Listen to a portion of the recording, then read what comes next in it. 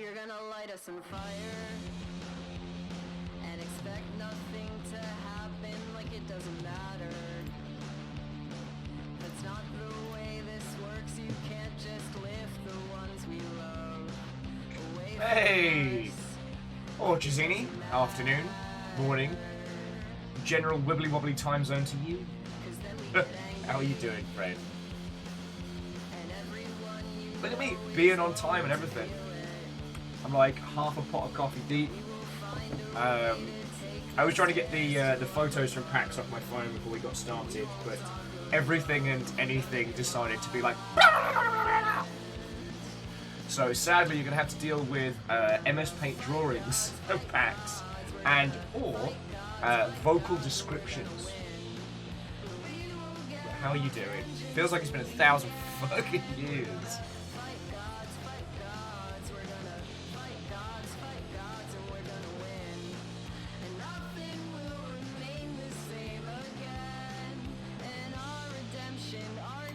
Yeah, so forgive me if I'm a little multi-track drifty potato. I'm just checking in on all the stuff and things to chat with you. I mean, we'll wait till everybody gets in, obviously. Don't really know what to do when it's just a couple of us. Yep.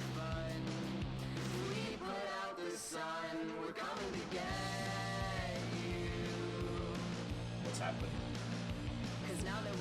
Everybody, you know this? Because I'm not gonna do it again. But somehow, my points have showed back up again. Wait, what? I have like 87k. I have no idea. Oh, I'm going to the back end. There is shenanigans at first. How do you have enough for a dab again?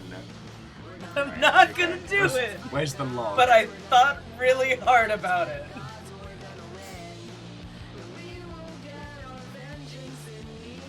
It felt very... How do I delete someone else's Twitch account? I know there's a mod log here somewhere. Twitch burying all this bullshit. Thank you, Twitch, for burying this. Shenanigans. Shenanigans. Shenanigans has been called. Stepper Jen, hello. I will now save these for a gay. I'm here to talk stories. Nonsense is already afoot. Stepper Jen, I mean, I hope it goes without saying, thank you for 47 months. The absolute peak of pinnacle of numerical nonsense you could bust forward. Oh yeah, no, Vulcan, you're right. It is Alt F4. Hold down Control Alt Delete. Kaival, Lance, and obviously Vulcan. Watto and welcome, friends. Hello. I feel I've just spent the last like 5 feckin' days talking about you lot and not getting the chance to actually hang out.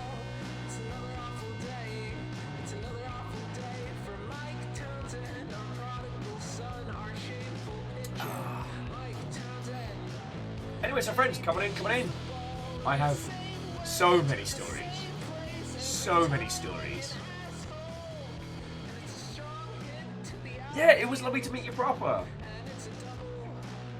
I think it was Swan actually stopped me and was like, yo, we're gonna take a photo, which... Okay. When I used to do stuff for Total War, there would be situations where people would be like, oh hey, can I get a photo with you? And it was kind of like, well, I'm basically a game studio puppet, right? Like, I am the inflatable wavy arm guy outside of the game studio to kind of, you know, as a living entity. Reactor online. Wow, that was some good. Sensors online. Camille! Weapons online. All systems nominal.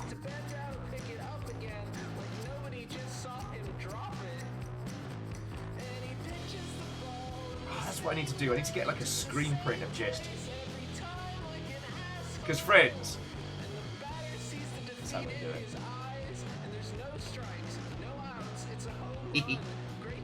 Okay, sorry. This is going to be a lot of multi-track drifty potato. So please be like, hey! Reactor online. Sensors online. Weapons online. All systems nominal. 43 months and we're here. And we're here. So, Fearless, Camille, XD Johnny XP, Watto and welcome. To Camille, thank you for the full slew of 47 months, and thank you for the feckin' kind gifts, one of which I am wearing. XD Johnny XP, thank you for 43. 43 months is still an inordinate amount of time. I don't want to downplay that. So, sincerely, thank you.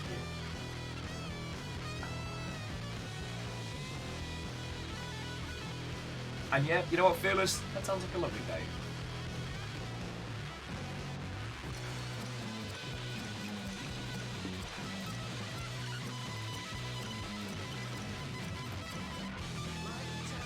God.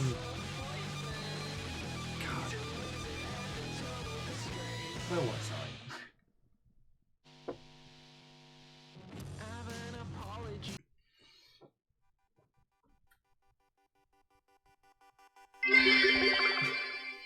Almost 4 years. Almost, J-Pose. Almost. Well, to all of you, cheers, Watto and welcome. I have a lot of stories to tell. So firstly, just as a quick one, Camille, thank you kindly again for the good stuff. I have things to show you all. And it really does feel like it's been like a feckin' 1,000 years since I've seen you all. Favor 6 gifting a sub to Drifty Potatoes. Should have known that was a feckin' channel. Captain on the bridge. Oh, looky, a button. A button that unlocks a vehicle, which is aggressive form of Transformers. And okay, all of you, thank you so much. Like J-Post with the full 47 spree at a 2, Shackle at a feckin' 3, like you feckin' legends, thank you. Reactor online. Sensors online. Weapons online. All systems nominal. No stories, only No trains. stories, only trains.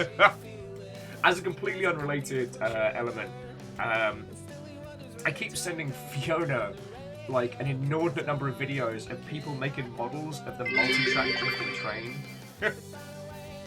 And Bismarck, that's 2 years right there. Ooh. Also, it seems House Carl's got some new fancy graphics. House Carl getting all the fancy stuff. Turtle, our 4 reptilian heroes, have overcome the arch villain Shredder. And Lance, you managed to get Vulture Pony, which is no mean feat. It's all happening all at once, friends. Come on in, come on in. Yeah, Halloran, I did go to PAX, and I have stories aplenty. But these lovely Mother Hubbards are being very kind right now, so I'm just saying some thank yous.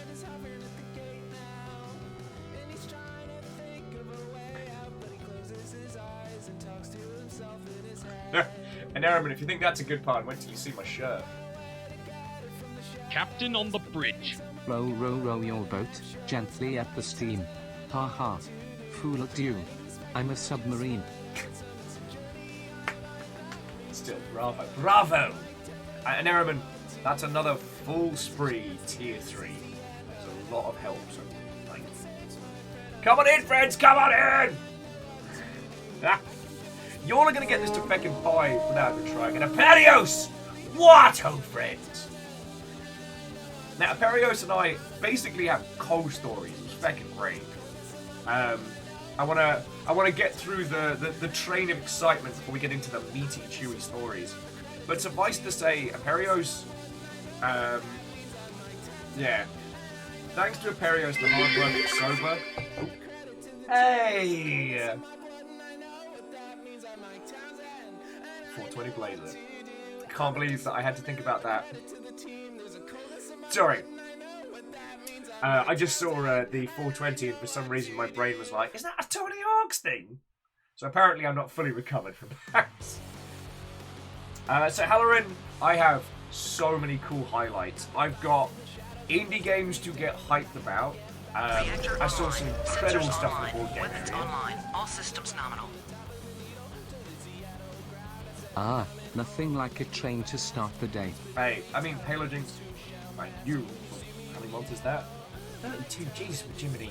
None of these are under 20 months. Like, There is none of these that are under a feckin' 2 Re-enter years. online. Sensors No online. big deal. Weapons online. All systems nominal. Yeah. What ho? Post-PAX subversary. How about that for timing, eh? Like you planned it. It's like you fucking planned it. And Ray, thank you for the full spree.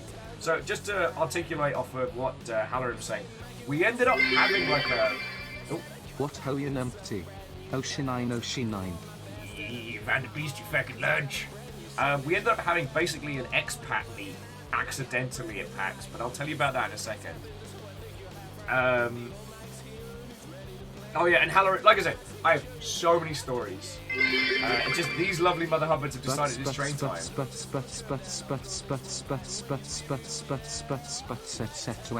etc. love.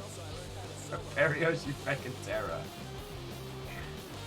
And Aperios. For all that you did throughout Sensors PAX, online. Weapons the online. All events, systems and for nominal. the 40, oh god, I can't even count now. And What for ho math and number. welcome back. For math number amount of months. Thank you. Dory Quill, welcome back. I have missed you lot. You don't even know. At work a bottle of Dr. Pepper and a tub of Pringles is £4.20. How funny is that? I mean, thank you for the 200 bits. That is odd. Amazing. Okay, so Halloran, we'll chuck the VOD up over on YouTube as per regular. Scardy's been feckin' knocking it out of the park with that. Because I've got so many stories. Oh shit, I'm sorry, am I on the big screen? Haha, that means I'm cool. So okay, the TLDR is that this PAX was full on. Still small in the powers of the great. Technically, Pringles are not measured in tubs, but in tennis balls. Wait, is that true? Is that a real fact? And obviously, thank you all for the bits because they keep me alive.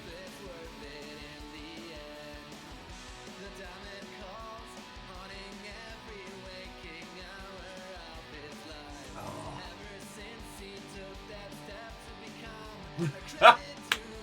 Sorry.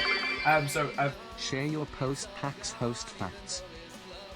I shall indeed. Fearless, I have so many. I know, just saw Salem was saying that their friend came up to them at PAX and said, holy crap, I've just discovered this new game called Neon White. Ah! Little do they know what they're in for. I was a little bit gutted I didn't get photos with the Neon White cosplayers, but friends, I did not stop moving for like the last 5 days. Just time to catch the train. Yeah, Bacon Avenger, up on board. Oh. No, this PAX was glorious. It wasn't quite to the full weight and thunder of a regular. So like, the Sheraton lobby was definitely jumping on Saturday night, but less so on some of the other evenings. If an elephant steps on your Pringles and there is no one around to hear it, do they still make a crunch sound? But Favour 6, the elephant is the one stepping on them, who have gigantic ears.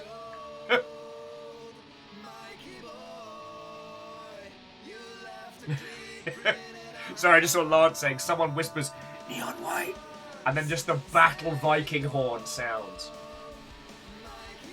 The only elephant, however, that we interacted with was the elephant and castle, which continued to be feckin' hilarious.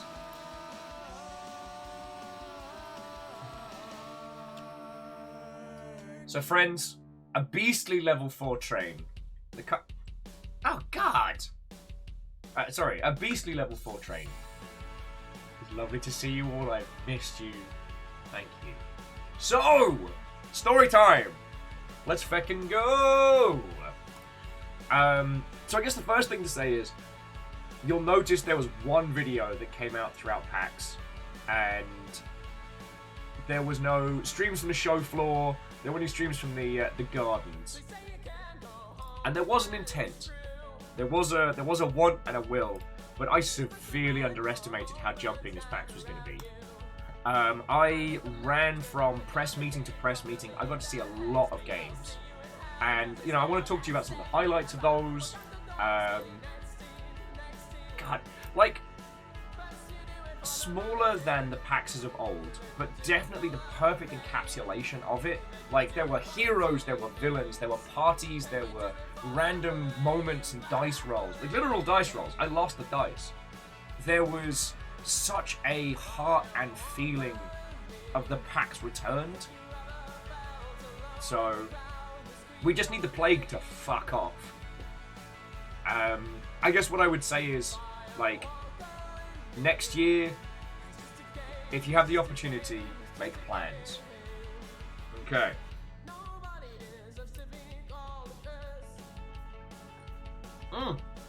Now, sorry, the big shots from Twitch were Thursday night, so things before PAX begun, day 0 was jumping.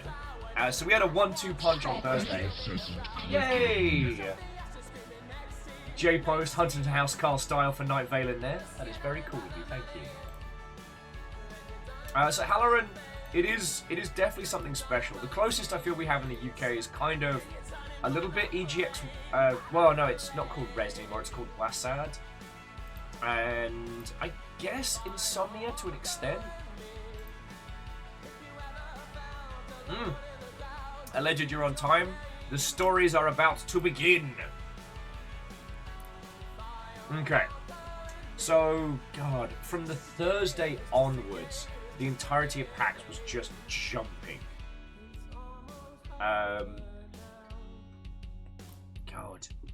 So, day 0 was a 1-2 punch of the Sober Party, which was a proper, full-on, Twitch-flavoured file of nonsense.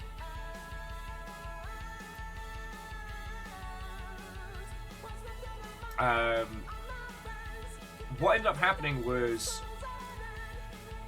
Sober with Twitch did like an official like meet and party at the Hard Rock Cafe, and I got to catch up with so many people, and I got to meet some cool new friends.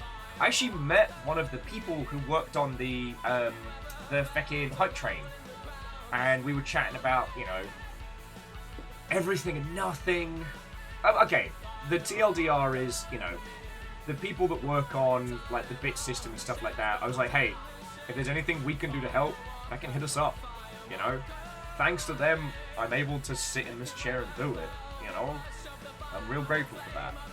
I got to meet some cool people. I made some dweebs run for cover. It was great. And Aperio saw fit to give me a VIP badge, well, VIP band. So I got to trundle upstairs and hang out. It was real cool. It was real cool.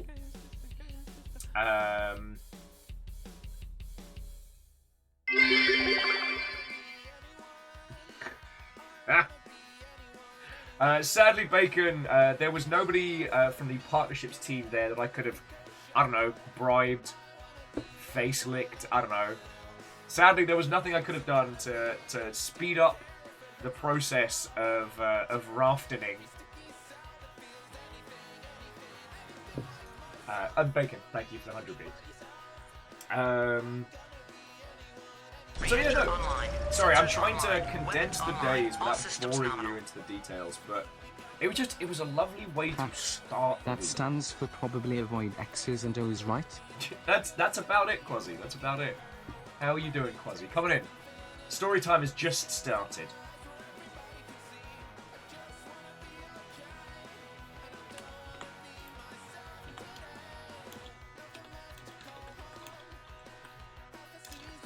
God, so yeah, just give me a moment to just put my nonsense into vague order. So yeah, the Sober and Twitch party was held at the Hard Rock Cafe. The only downside was that, for some reason, they had decided to train all new bar staff on the downstairs. I've never had somebody fuck up a Blue Moon before, so that was impressive. Blue Moon's like a Hefeweizen style beer. It's very, very generic. The only hook is that it's served with a piece of orange. The guy dunked it in and just slow poured it over the top. Like some strange, violent mojito. So I was like, huh. So we camped the upstairs bar with the Apparently the good bartenders had, like, pieced out to leave the newbies to their death. Now, Lance, I didn't get to see that panel, but let's get to the panel stuff. Because, friends, there are a bunch of people in chat who also got to go to PAX, and I'd love to hear your thoughts and feels as well. I'm just trying to do my condensing. I mean, Mega Boss, it was a new experience. It wasn't boring. But it was one of those venues where it wasn't about the space. It was very much about like the people and hanging out. I got to catch up with some industry friendos. I got to make a couple of well, all right. I'm choosing my words very carefully here. There was a couple of people that I used to have to. I never worked with them directly, but let's just say they joined a company after I left. And I was worried that they might be there. So, I will admit, I was very loud and very enthusiastic around PAX, around the Sober meet. Because, like, no joke, I love Sober.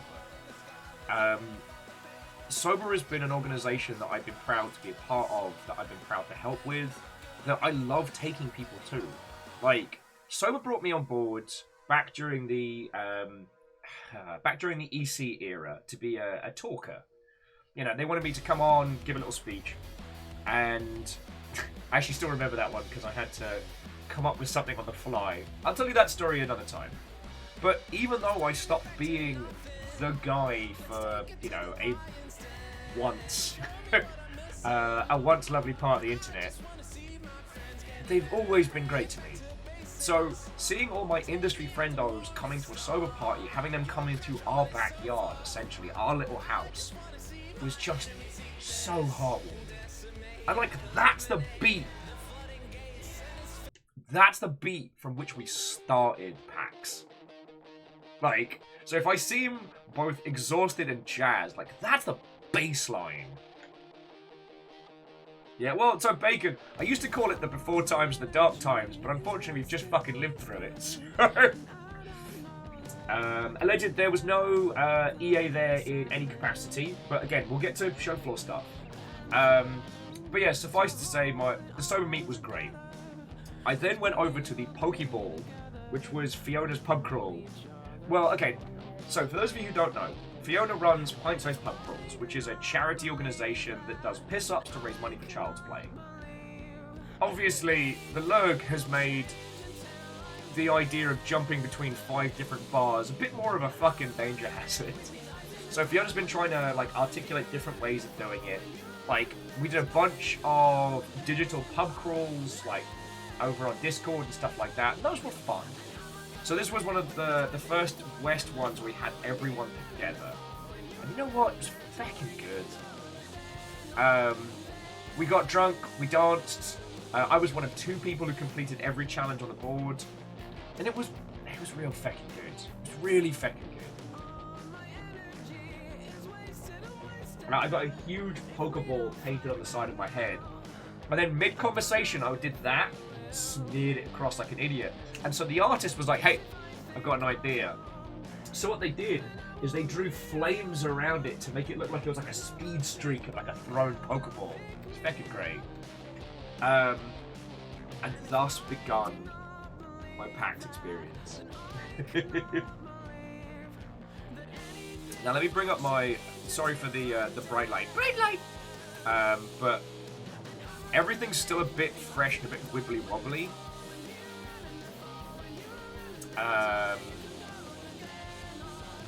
So yeah, so from Friday onwards, the reason why you didn't get any streams from me and there wasn't much in the way of like back and forth and nonsense.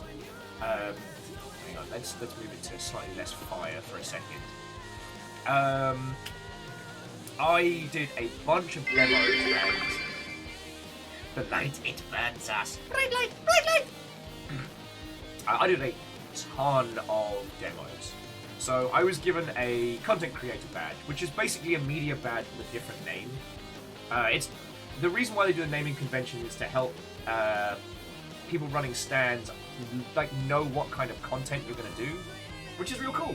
They know if your badge says media, you're traditional, And if it says content creator, you're more YouTube and streaming. Okay, great. But it meant I had access to a whole bunch of press lists and stuff ahead of time, and I could book appointments to play games, so I didn't have to worry about queuing. This is a pretty common practice, so that I can sit in this chair and tell your lovely selves. Friday, God, friends, the games out the fucking gate was so good. All right, let me pull them up because it was. And to Commander Animus, Watto and welcome. I just got back from PAX. Now, I will say, friends, we'll be going through quite a lot of games very quickly, so I'm just going to tell you now, get Steam open. You're probably going to want to, like, smash that wishlist button like it's going out of style.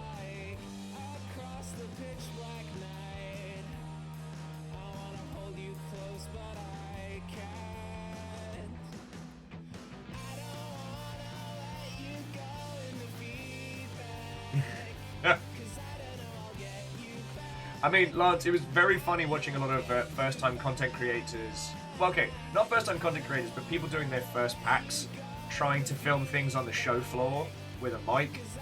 Never works. It never works. Okay. So, first up, the first demo I had was this game. This is called the Planet of Lana, and it is gorgeous. Now, yes, smash that like and subscribe button. Smash that wish list.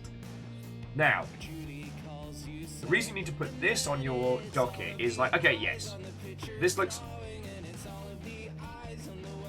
Why? This is why I hate using Steam. Okay, so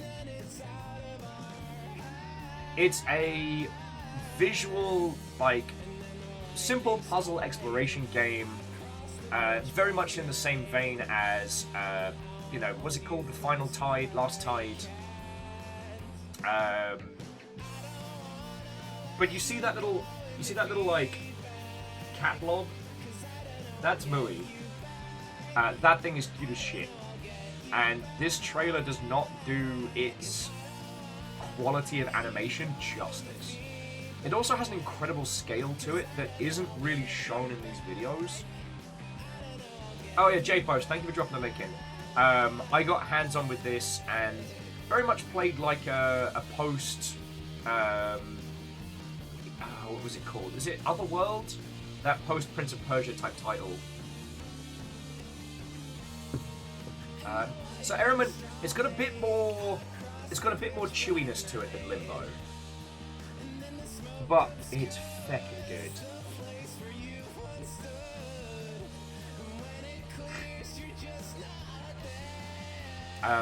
And it's very much about exploring this long dead world with a cutie patootie. And the reason why I mentioned, like, what was it, Lost Tide? That's it. Is because it does the scale. Right. It was one of those moments. I'm on the show floor, got my headphones on, I'm playing a lot, and the demo came to an end, and I realized I'd completely checked out of PAX. Like, just the gorgeous beauty of this title. I had forgotten that I was in a convention center with hundreds of people. Oh, it was so good. So, I was over at Thunderfall Publishing, so I got back to back to back. The next one I got...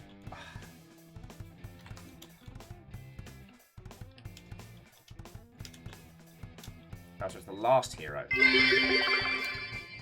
This fake ad is brought to you by me needing to have a squeeze doozer. Deuce's time will come, Akira Zero. And also, feckin' thank you. I'm sorry it wasn't for very long, but I'm really feckin' glad I got to see you. Making me feel like a cool kid. Alright. Now, this one's... Alright, hang on. Let's see if we can get a little bit of the snippet from this. Is the world of video games, and it needs you! Oh, that looks familiar. No, that is a bad trailer. Alright, let's see if there's a second trailer. Right, yes, indie game from... Alright. Because I think these trailers might be bad, friends. I think these might be bad trailers. And J-Post, you're fucking on it today. Thank you. Coasting? Coaxing over the moon, so's like heroes. Here we go. In the age of the great forgetting, a spreading pixelation renders everything and everyone into decay. The land of Nostalgia needs a high-fidelity hero. Go away, hero! Right. But what maketh a hero? Dost thou possesseth the thirst for adventure? Okay, the reason I'm skipping these trailers is not because... the reason I'm skipping these trailers... Alright, I need some smoother beep boops, sorry. You get to see all the behind the scenes here, friends. As much as I love my punky tunes, you'll have to hear about Mr. Townsend another time. Oh yeah, Lance, I'm all about that Blazeball life. I actually have permission for the Blazeball soundtrack. I'm still proud of that. Okay, so let's go back to Nostalgia. Right. So this is the last hero of Nostalgia, and all I can tell you is that those trailers do not do this game justice. So, at its core, it is a Soulsian title. Shoulder buttons, big weapons, etc. But there's kind of a humorous code theme about the weapons and how it's set up. What's fucking hilarious is when you go through character creation, you're just an ASCII stick figure. So you get all these sliders, including an endowment slider. They do nothing. You are a stick figure. But the reason why this one is something you desperately need to add to your wishlist is that the entire thing is set up very Stanley Parable-esque. You are the problem, and the narrator is going to make sure you know that. For some reason, Nostalgia has become corrupted by this retrofication, this pixelation, and the narrator is convinced you are responsible. So you have this unreliable narrator that heckles you and hates you, and because of your character creation choices, refuses to play the introduction for you. Even goes, in the land of the... Wait, what? What, is that your character? You're just a stick figure. You are just... You know what? I'm insulted. I refuse to do the intro. Yeah, that's right, no intro for you. And then bam, the game just starts.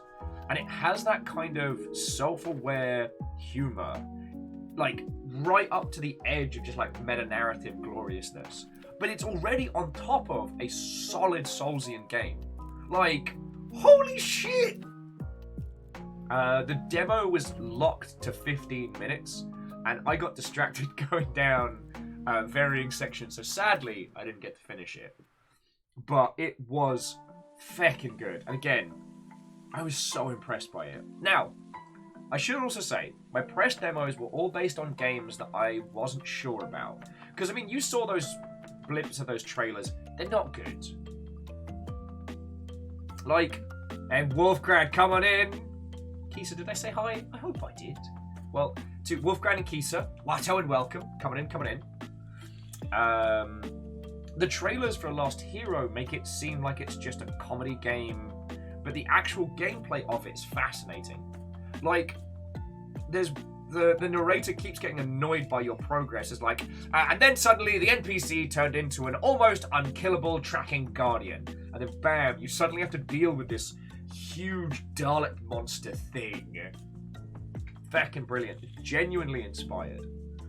But yeah, sorry. So what I was saying was, I booked press demos. Well, sorry, I keep calling them press demos, media demos, with games where I didn't know. So like, I was a teenage ex-colonist, and Yasprid's, I think it's Demon School. Like, I saw them, I get them, they're feckin' good. I didn't book an appointment with Goat Simulator 3. Prima Neuratria, Watto and welcome. I'm just going through my PAX stories. I'm going through the games that I got hands-on demos with, and the tales. So yeah, Lance, the narrator is closer to a vengeful DMs, actively does not like you, and gets perturbed by your successes. Now, where they take that narrative, I don't know, but the 15-minute hands-on I got was sharp, it was witty, and it felt like a solid Soulsian game. Like, if I hadn't been distracted, I think I might have been able to do it. Now, Wavetail. All right, I'm just gonna talk over the trailer, but friends, no, hush now, no noise for you. The character animations, touch limited, but with a real cute kind of like sketched face. Honestly, friends, the fact this game has a story is impressive, because the only thing you need to know about this game is it has one of the best movement systems of anything I put my hands on with. It's basically Jet Set Okami Wave Rider. You ski across the water with such fluid speed and satisfying momentum that it's just glorious. Well, so Lance, the start of it is you see your shadow self reflected in a huge wave that overtakes the island. It's got a little bit of an Okami, a little bit of Breath of the Wild style plotline where, you know, the waves of darkness corrupt people and turn them into squibbly monsters, so you have to save the day, etc. But honestly, I kept ignoring where the demo wanted me to go and just skiing across the water. Like, friends, you genuinely deserve that game.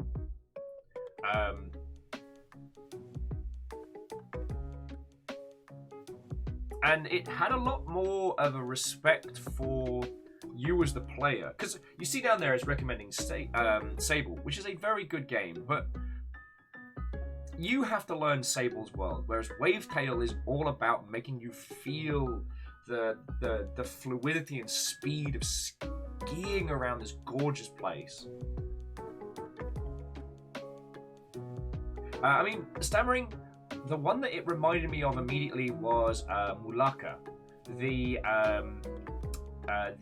Mexican folklore Okami game, because it had that momentum to it. Oh, so Primer. Reactor online. Sensors Hey! online. Weapons online. All systems nominal. What ho? One more month to the month pile. Feck yeah. And Catastros. Thank you kindly. So Prima Neutrino, I'm just kind of going over the ones I got hands-on with. I didn't get to play the terribly titled but feckin' interesting Liza P. Oh yeah, so just while we're Galahad. We're gonna talk about Galahad in a second. Liza P was actually on the show floor. And no one knew until like Saturday afternoon because it was just hidden there. It was hidden on the A&D booth, and there was no one like looking after the lines or from the studio, so I didn't get a chance to play it. God, it was worth saying as well, the show floor layout this year was perfect. It felt like a PAX, like everything was where it should be, where there was enough space that you weren't like bumping up against people. The weird choice was that they split video games and board games into two areas. So the board game area was a bit hidden. You had to go up into Bandland and round. And there were a couple of no-shows in Bandland, so it felt a little bit desolate. But I got to see Mikey reset the clock. I've actually got Mikey's banner here, which I need to give to him later on.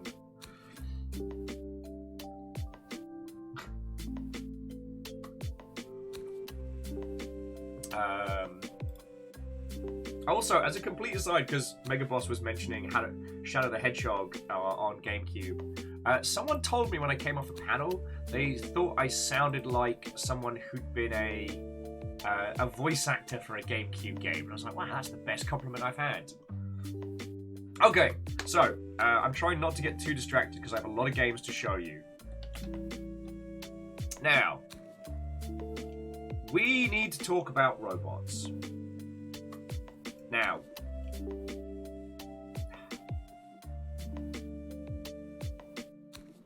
no, you know what?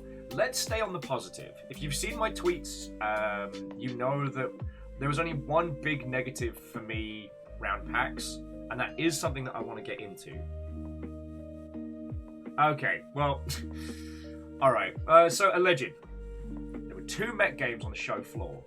One hero, one villain. One good, one that should be avoided like the fucking plague. And you know I don't cuss lightly. Now, let's talk about the good one. The good one is this one. Feckin' Galahad. Now, hang on, let's bring the video back so you can alright, there we go. Let's bring this video back. So this is Galahad. It is everything good about Hawkin with a little bit of extra spice. It's that kind of Steel Lancer Arena sans the invisibility, well, as standard.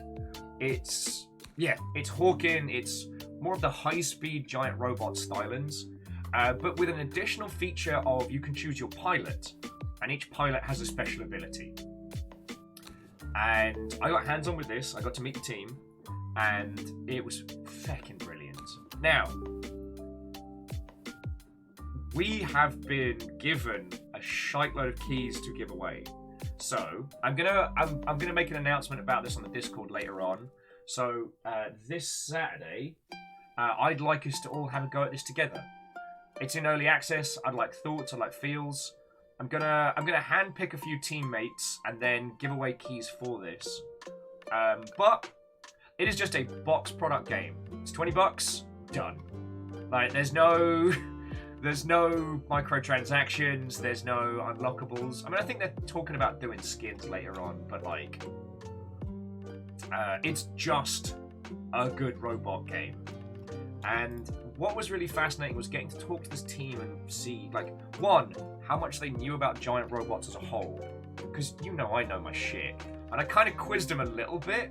Like, I started name-dropping titles to see what they knew and what they didn't. And honestly, I couldn't get them to trip up.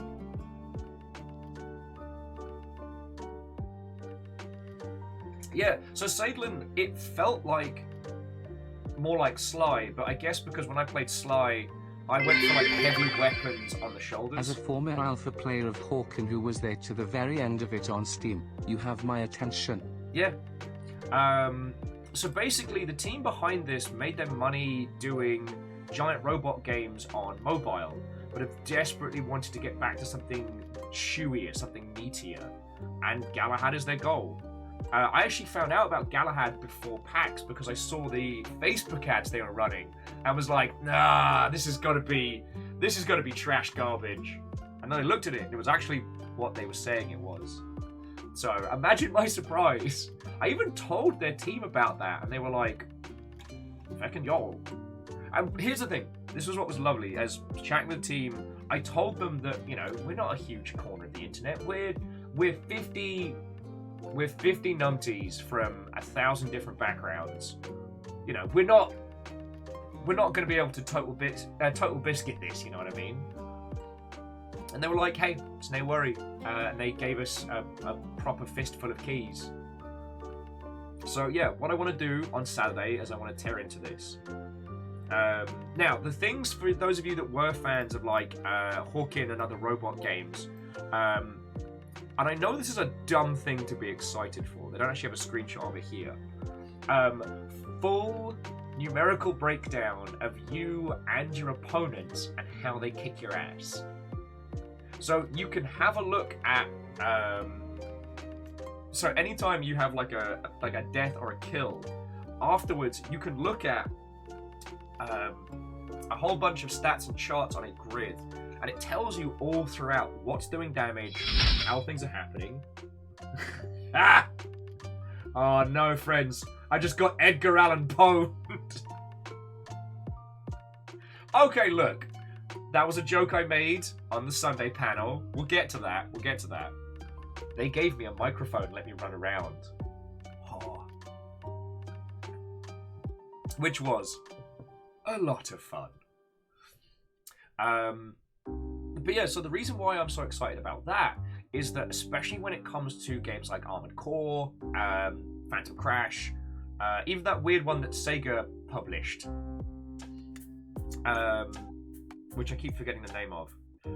The problem with a lot of these games is that you don't know why you're winning or why you're losing because of the sheer amount of information happening at once. This actually gives you a chance to be like, oh, this works, this doesn't. I mean, Wolfgrad, you know never give me a microphone, but apparently PAX did get that. And Favor6, thank you for gifting a sub to Edgar Allan Poe. Unfortunately, Edgar Allan Poe didn't make it into the Sunday night game, but it was a cautionary tale. But we'll get into that in a bit. I'm still gutted you all didn't get to see it. It wasn't streamed, but it is what it is. Unfortunately, if we're going to talk about Galahad, we have to talk about Metalcore. And so Metalcore was huge on the show floor this year.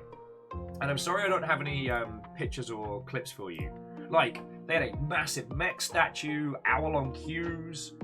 Their game being, at the surface, kind of closer to, you know, Heaven Will Be Mine or Titanfall, you know, ground vehicle to mech combat. But as you lot know, from me ranting about it beforehand, it's riddled with NFTs. And I don't just mean like with Storybook Brawl, where they're owned by an NFT company and they give out NFTs. No. Metalcore is entirely integrated. So, custom characters, mechs, vehicles, even the fecking land are all NFTs. Like, that's why there's not a Steam page, because you can't play it without NFTs. And I popped off on Twitter because there was no mention of them at all. Now, the rumblings I have are that, and this is all hearsay and rumor. Do not take as fact, but this is what I've heard upon the grapevine, is that they were not allowed to talk about this on the show floor. But considering the amount of people that were annoyed about this during press emails, like, and the fact that you cannot play that game without NFTs, it feels a little bit insidious. Like, whoever's choice it was to not mention them in any capacity. Like, I had conversations with other media and journal friends and things like that, and I told them and they were like, wait, what? They're not mentioned in hand flyers, they didn't mention them in demos, nothing about it at all. And that seems really fecking insidious to me, you know? So, they had merch everywhere. They did branded face masks. So, I mean, on the one side, it was nice to see multiple giant robot games at a PAX. And that there is very clearly one you should support and one you should not.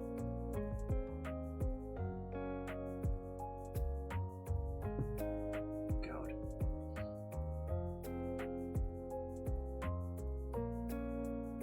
I mean, Lance, here's the twisted thing. It's more insidious than that. It's worse than Ultimate Team. And Aperius was adding that someone knew it would set people off, no doubt. Had to be a direct decision to hide this information. Well,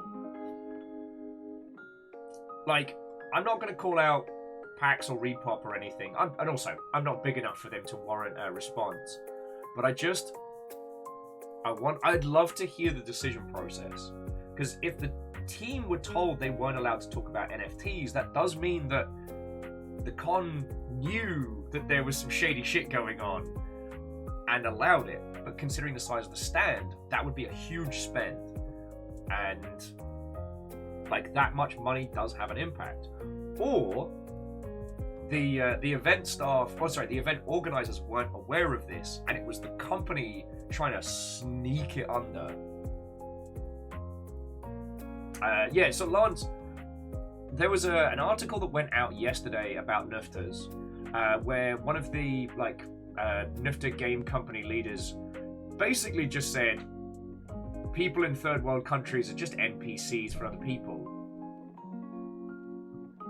Yeah, Soyatel, it's Metalcore is all NFTs. It can't be played without them. Every time you open the door.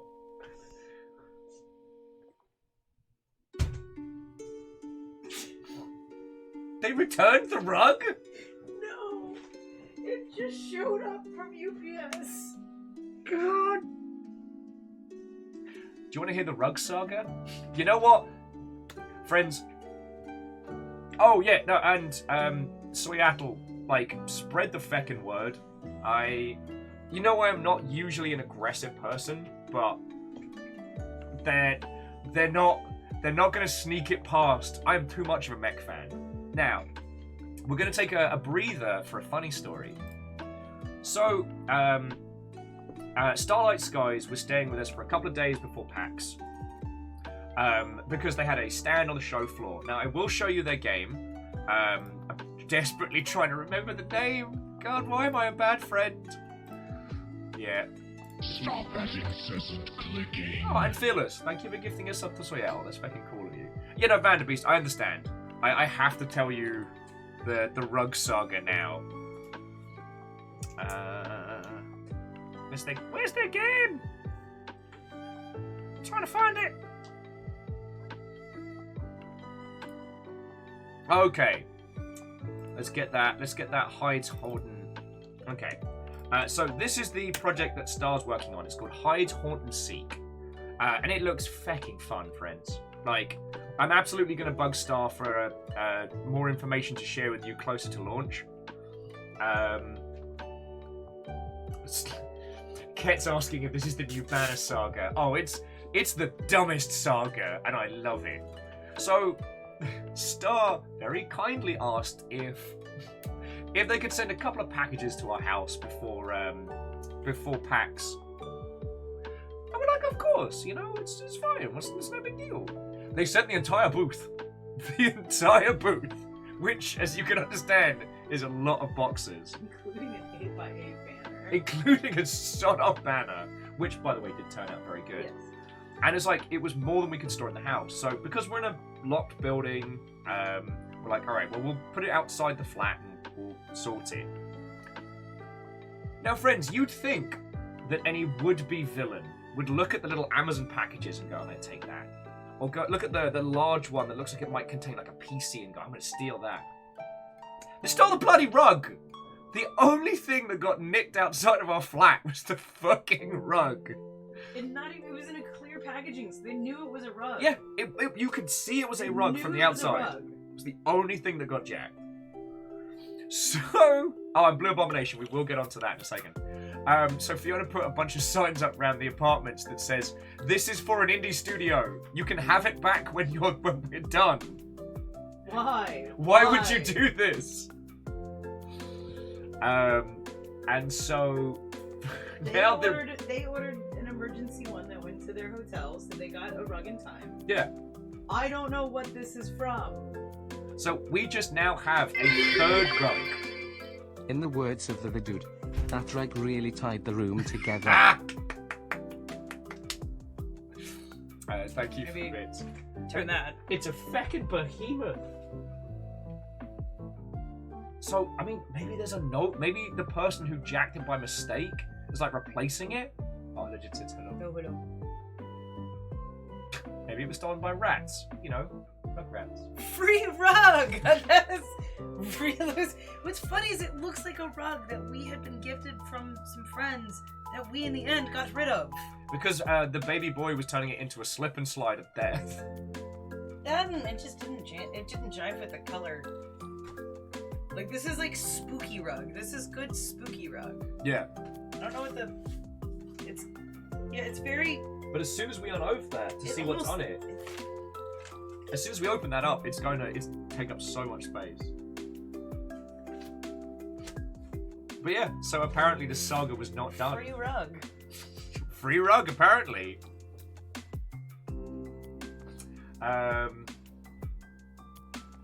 It's a fucking yo. Okay, you know what? A lot of you have spotted the Medusa plushie, so I might as well first let you have a listen.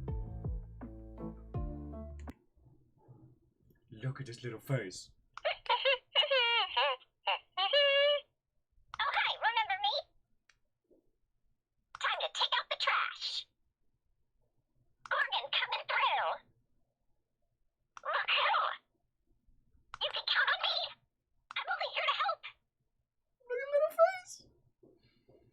This was a gift from Akira Zero just before the big panel Sunday night. And wait, it gets better. The duster is magnetic, so you can move it around. This should be blocking force. Hey! Oh, wow! Hello, baby boy. No, you cannot eat Medusa. Amos is like, oh, hey, I heard something making squeaky noises. What's up?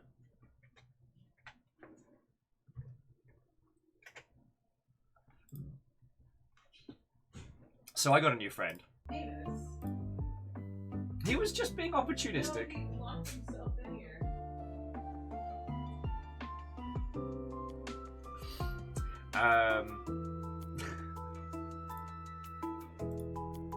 Right, where were we? Okay, so Medusa Plussy, which was a lovely gift before panel. So those were the Sunday games. So those were the Friday games. What did we do Friday night? Bleeding Nora. Oh, Friday night was the Games Industry Gathering. Followed by... God. Shit. What did we do Friday night? Crap. My brain's coming up blank.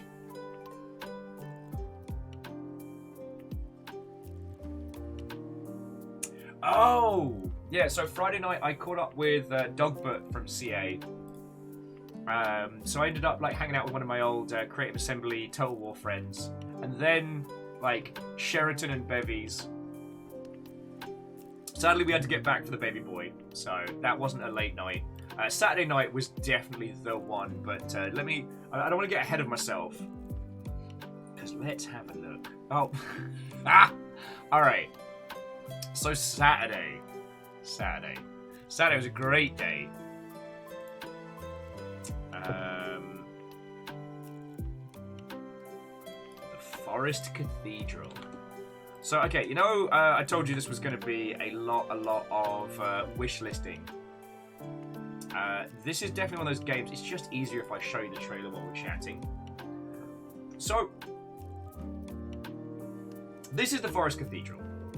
It is a fascinating title where you explore a game kind of like visual walking sim style. But inside the world, there are these additional terminals you have to find using like a hand scanner.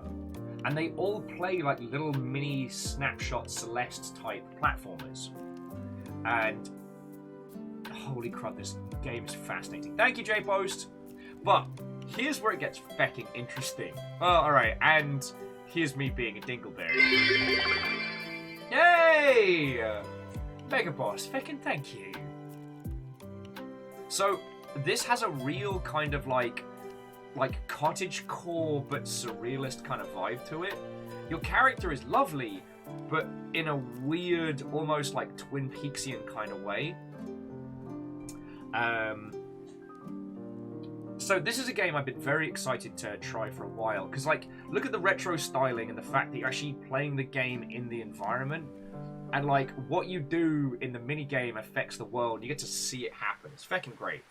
Okay, so I was trundling through the indie area, and I was actually a little bit early for my appointment, and I saw Alex. Not Alex, Swavery Alex, but regular Alex, who did... Actually, you might not know him digitally. He's the gentleman that did, like, that did Man vs. Games logo and stuff. He's was a Seattle regular until... sober regular until he moved to somewhere else. Anyway, we caught up with him a bunch of times. He's fucking cool. Anyway, I keep distracting myself. So I'm doing a lap of the indie area, and I'm passing Whitethorn as I see Alex, and we start chatting. And I start telling him very excitedly about this game, because, you know, this is one of the ones I'm really excited for. Like, a visual, like, walking sim type title that does weird and fascinating and interesting stuff. Sign me up! And so I keep gushing about this game. And then a gentleman from Whitethorn comes on over. A gentleman from Whitethorn goes, "Hey! How's it going?" Oh yeah, so I was describing this game as, what if The Witness was fun? Jonathan blows a knobhead, so I don't feel too bad saying that. Anyway, so I am nattering left, right, and centre about this game. And I am telling this person from Whitethorn about this title, why I think it's interesting, why I think it's, you know, going to be one of those titles that does really well. And then he's like, hey, the person who was playing is finished. Would you like to do your demo now? And I was like, yep, thank you. So, again, headphones on. And by the way, I'm sanitizing everything throughout this. It's not like I'm going and grabbing a controller and then licking my hands. So I get hands on with it, and it's... The thing that caught me off guard was the Twin Peaksian surrealism. Like, your character says a genuine greeting to all of the inanimate objects in the house, and has this really, like, soft, whimsical way of talking, but about a science that you don't understand. It's genuinely interesting. I played through the demo. It's fucking fascinating. I have a grand time. My fish gets stolen by a feckin' bird. Cheek of it. And then, so as the credits start to roll, it comes up with Ben somebody. What was his name? Got everyone's fucking business cards here in a stack. I'm not prepared! At least I can make sure I'm doing is naming people correctly, right? God, I forgot how much stuff I got. Alright, well, I've killed the joke. I've killed the joke already. Because I can't even find my stuff. Oh, there. Check out me cool science badges. So I'm like, oh shit! Is this like a solo creator project? Would it be possible to interview the creator? Because you know I love introducing you all to like people who are either like solo teams or small teams, because I like to inspire people to make video games. And he's like, yeah, that's me. I'm Ben. And I have this moment of like icy hot frozen embarrassment of I've just been pitching this guy's game to him for like a fucking hour.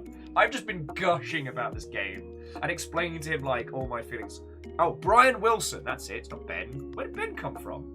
I actually think Ben's on a train today. But like, friends, another one to add because it's exceptional. And I got to have a whole bunch of banter. Oh, once again, flash you all my calendar. Whew. God, I was trying to remember what my other... I had a demo that wasn't my calendar from that day. I'm drawing a blank. I also got to try... what was it? No Place for Bravery. Which even I haven't wishlisted yet. Now, again, I'm not going to do the full title here, because you can kind of see it. This was what I was very curious about. Because it looks like almost every other post-Hyperlight Drifter game we've seen, but with a little something something. You know how when you can just get a sense that there's something different about it? And this probably takes the cake for, like, best combat system that I had hands-on with at PAX. I got a great big hammer and beat people to death. And according to, it's fucking, it's Jacob. Like, Loading Ready Run Jacob. Gave me the demo on that one, because they're fucking cool. But according to them, I was one of the few people that actually cleared the demo. Give me that big hammer. But it's a post-fall of civilization world where like you and your family live in like the ruins of a giant skeletal structure. Like the town you live in is built from the bones of a slain giant with the sword still buried in. Okay, primer, I'm not actually supposed to talk about my pro gaming status, but I am in fact MLG. All along, that's why you don't see any MLG events anymore, as I was made to retire. But yes, I am the online. Sensors online. the avatar of these. All systems nominal. It's not cold. Cult membership renewal complete. Once again Will asks, why do I do this? Why do you do Because this? I can.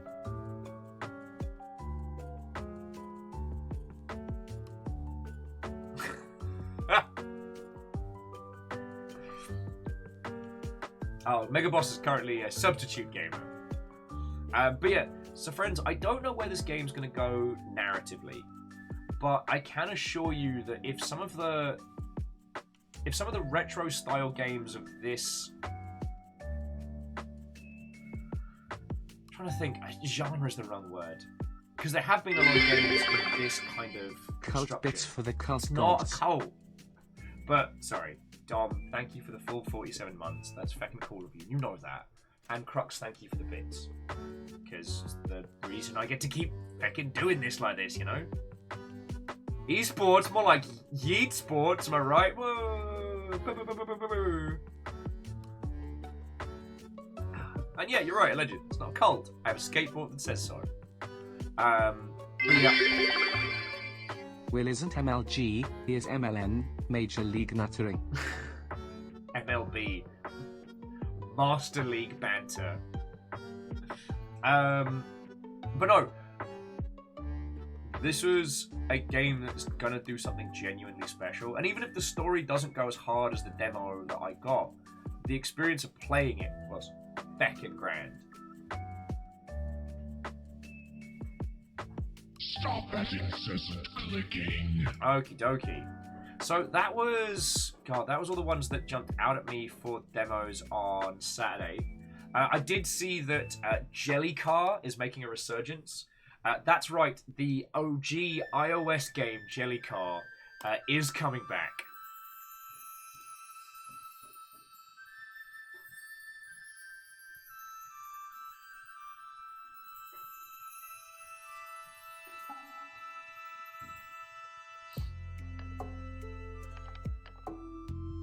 Perios, sadly Darktide did not have a booth. Fat Shark weren't on the show floor. But I mean, Darktide's already got our axe. Oh, Megaboss says the Jellycard dev on TikTok is a treasure. Lovely.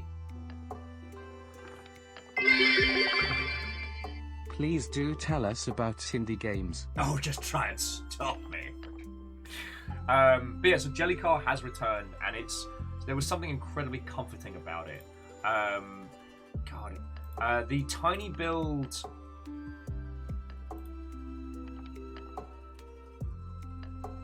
The Tiny Build Carnival had like a gorgeous setup for like potion craft and loads of stuff. Again, Demon School looked incredible. And I know it seems weird the games I focused on. I just wanted to make sure that I was getting kind of confirmation on the games that I wasn't sure of. I spent a lot of Saturday getting a lot of hands-on with strange and weird things quick fire, but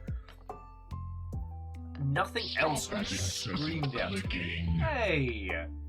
And Down Under Dwarf, thank you for gifting us up to Mr. Squarepeg. I didn't even see him come in there. I was too busy talking about video games.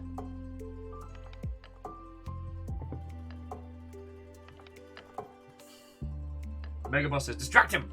Cutler. Well, Megaboss, did you see my supplier came through on Saturday? That was the thing that happened. Before we get into talking about parties and cool stuff, do you want to see my Gundam haul? You want to see the goodies? Because, friends, I have so many stories to tell you. We're only on day 2 of a 4-day con of Tales. And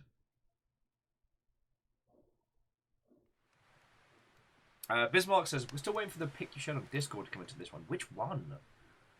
My cheeky Gundam supplier, panels, getting to hang out with the voice actress from Tales of the Borderlands.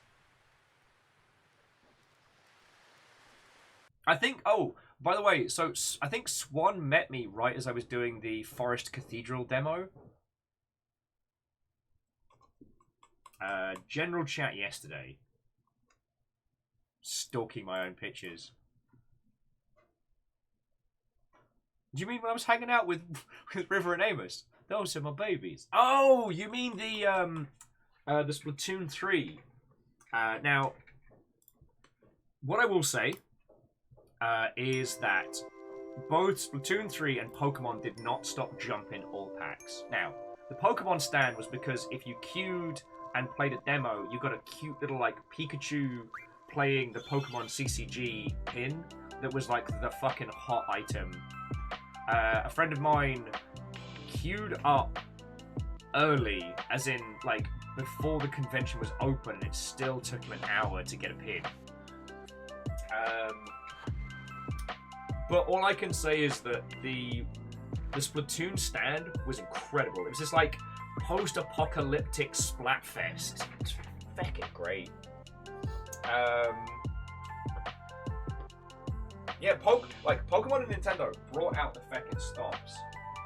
God, and here's the thing, because I was zooming around so much, friends, let me flash my arms. Because I was zooming around, I didn't get hands-on with the new One Piece game that had a huge stand. Dragon Ball Breakers was there, and I didn't get a chance to play it. And if you haven't heard of Dragon Ball Breakers, that's you are humans having to survive in the Dragon Ball world while, like, Frieza attacks. So good. Alright, but let me start showing off my horde. Because I was... Yes, Aperios, I'm sad to report that no balls were broken by me this PAX.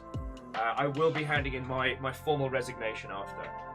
Okay, so this was a gift from a friend of mine.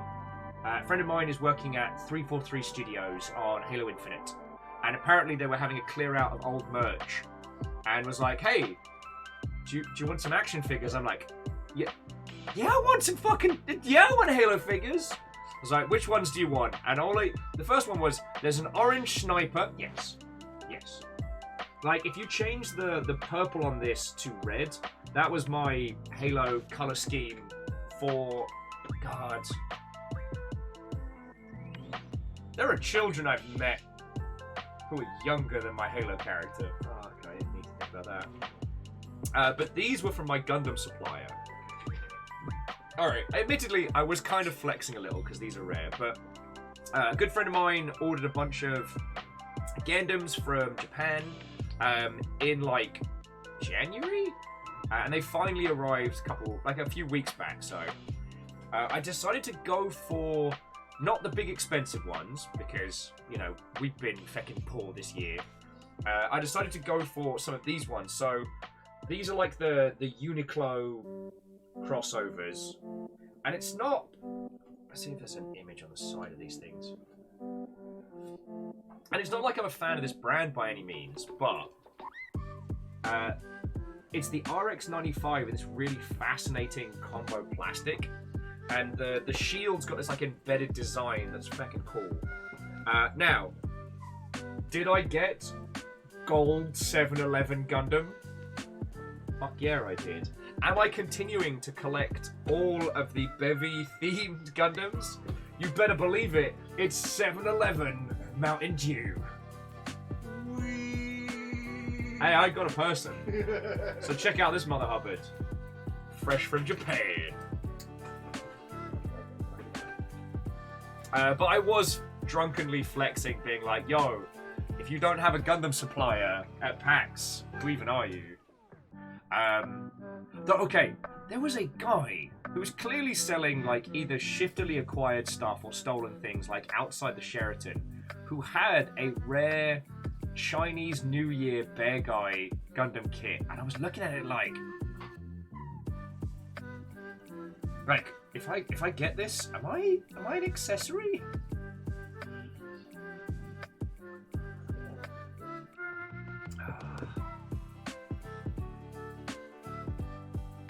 Sorry, anyway, headphones back on. So let me see. Oh, so that was kind of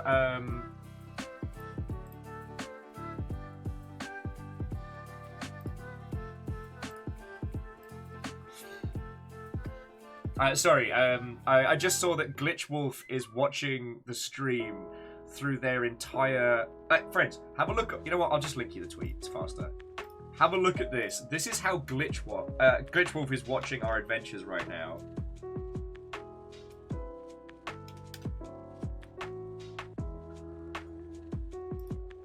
Feckin' cool as that.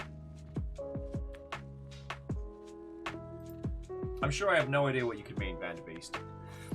So let's see, what was Saturday night? Oh, so Saturday night was the community managers meet. Once a year, the video games, well, I guess at most events, the video games CMs all kind of meet up, drink, share stories. It's basically like group therapy. And it's lovely. Like, we've got people that forged the very idea of community in video games. We've got people who've just started, and weird kind of like in-betweeners like myself. And I guess, again, just like with the sober meets and stuff like that, no one has an ego on them. So, yeah. We ate hearty, drank well. I got to meet, you know how when you can't remember somebody's people name, and because you can't remember that, you can't remember their handle? God darn it. One of the fellow Blackout Club members we finally got to meet and hang out with, and it was feckin' lovely. Although, it did mean that the rest of the CMs were very confused about what we're talking about. I kept flashing them my tattoo like it made sense. I get Wolfgrad. That was from Friday night, and I absolutely did do 10 push-ups. But that's a long-running joke between me and Deus.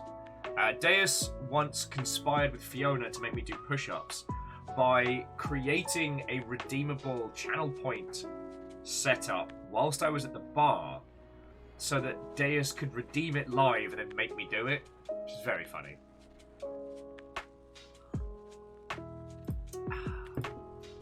The same, okay, not the same, but a similar maneuver was pulled during the Twitch meet, and it was very entertaining. My arms hurt so much the next day. I'm not built for physical exercise. So we did the CM's meet, and then we had grand ideas to go on to a party, and what ended up happening was we just met up with everybody at the Sheraton and stayed there. Like, we drank, we met a whole bunch of friendos. I ended up in a weird situation where it was like all the games industry expats, all the Brits based out in the US kind of found each other like a squad. God, I was drinking hard. It was great. So we basically stayed there till... we stayed there until, yeah, half midnight, 1-ish, trundled over to Elephant Castle, kept drinking. It was real good.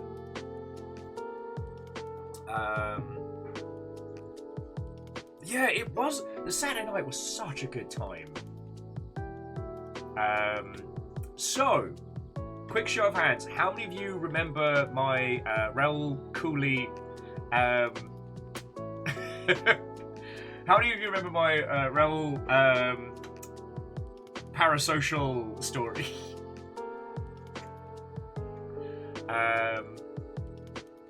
The gentleman from iZombie, Black Mass. Just trying to see how many peeps get it.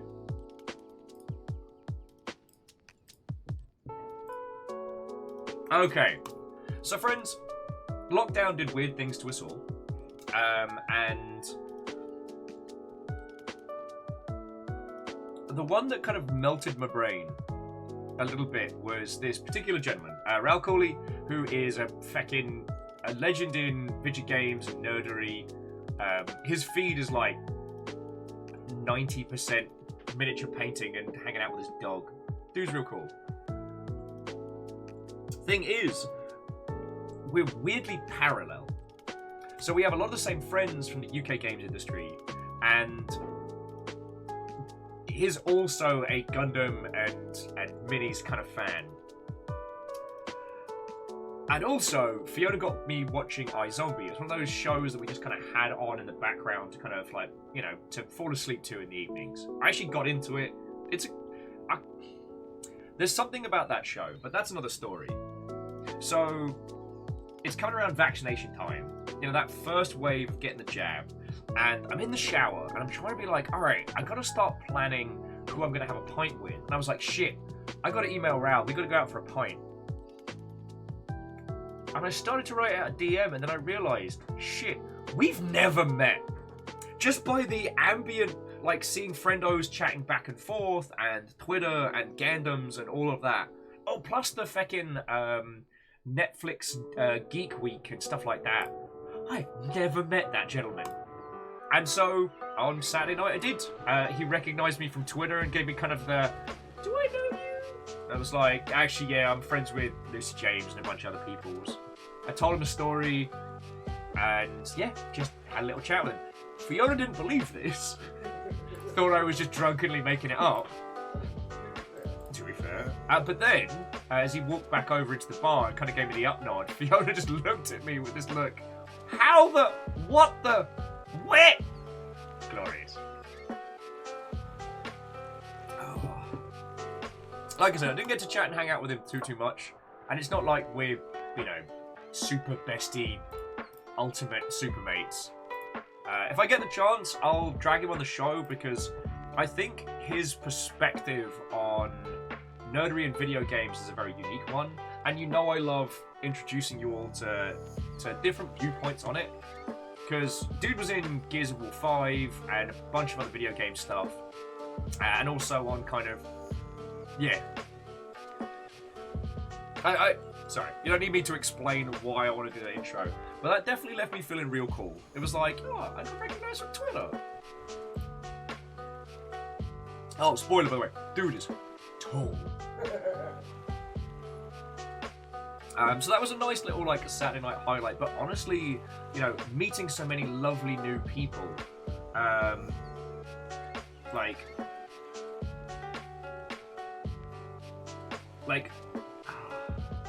it was just fucking glorious. Like, I love doing this. I really do. You all know that. But especially this year, I don't get the chance to go out much. And after a while, like, the brain spiders can get real. And I get to this point where I don't DM friends. I don't message people to do, like, you know, crossover streams or make videos because I'm so worried that people are going to think that I'm just hitting them up to farm them for their fame or for their contacts or for their users or for whichever game they're going on. And so I end up being, I wouldn't say a hermit, but pretty reluctant. And then you get dropped back in the situation where you make new friends and see old friends. And it seems so ridiculous to even have those concerns. One of the other people I want to introduce you to is a very, very interesting gentleman who works on a podcast. And he's basically my equivalent. Focuses on indie games, moved over to the US. Although he was from Luton, not from the south coast of England. So we got to share a lot of stories. A lot of stories. Like, honestly, friends, we might have to do an Ask a Brit panel at a future PAX. Okay, that's Ben Padden's idea. I think it needs to happen. It was so good. Now, the only thing I was a little bit sad about is, like with Prima and a bunch of other people, like, I didn't get to spend as much time as I wanted chatting to, like, any one person. Which is why I'm really glad when people come and buy here, because I'm here 5 days a week. I like talking about everything in video games. Also, it was very funny to hear people's reactions to what I'm doing with a couple of indie teams. Because for those of you who may or may not know, I've been helping out a lot of indie peeps. There's a handful of individuals who are trying to get publisher funding to finish their products. And I've been contacting publishers, trying to get them in contact. Like, I'm not working on it. Like, I'm not asking for any money from them. I want to see these games made. And they're the kind of games that a lot of publishers just won't get. And I'm hoping that my talents to extrapolate the value of weird indie stuff, or just they'll take my enthusiasm for the genuine passion that it is, and hopefully get them in through the door. Though I have told them that they become like multi-millionaires, they do need to kick some money my way. And it's been fascinating listening to people's reactions to that, because half of the people are like, oh shit, that's really cool. Like, and the other half are like, why aren't you charging for this? This is, what? Now, the reason I'm not charging is because I can't guarantee to these people that I'm going to be the golden bullet that gets them a publishing deal. Although I have gotten to the point now where I'm about ready to just drunkenly text some very rich people and say, give me money so I can publish games for you. But I want to see these games come to light. And a lot of people can't afford consultants. They can't afford the kind of industry connections and knowledge that I have. And the thing is, for as long as you lot are keeping me upright, I don't need the money, you know? I mean, sure, a bit, you know, more cash makes life a little bit easier, but I don't need more than I got. I'm real happy with my lot, you know? So, for as long as I'm able to be in this little space, where I'm not having to answer to corporate overlords, fuck it, why not use my knowledge for good, right? So, it was really interesting having those kind of conversations.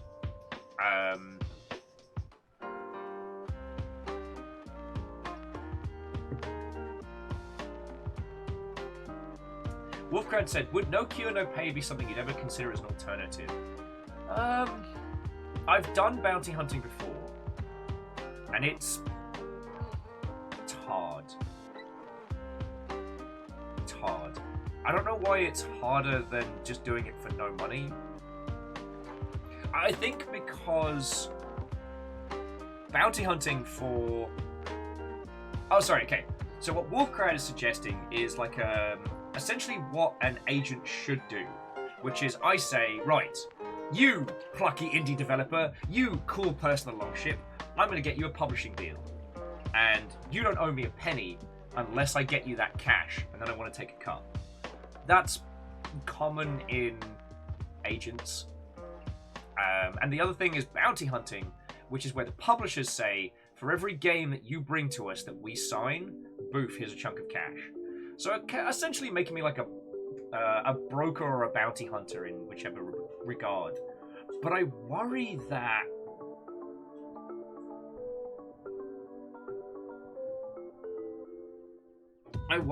it changes... I worry that it changes my focus and my mentality on why I'm doing this and how I'm going about it. Like, it's definitely made me happier just trying to rep for these games. And to Handlebar, all I will say on the subject is that I have been a community manager on the internet. Like, I've seen the true darkness for a very long time.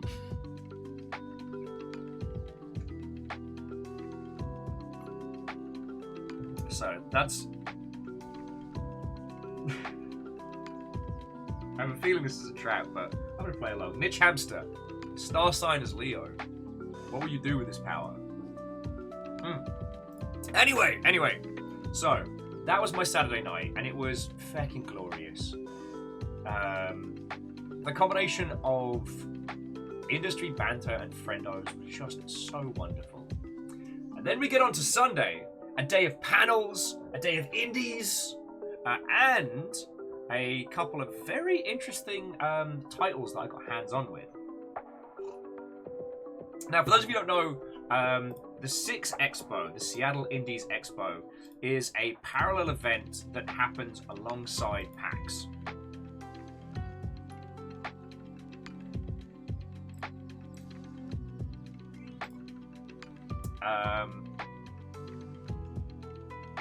How best to describe it? So, it's both games from the Seattle Indies group and also other independent titles as kind of like if you don't have a PAX pass, you can come here and check out some indie stuff.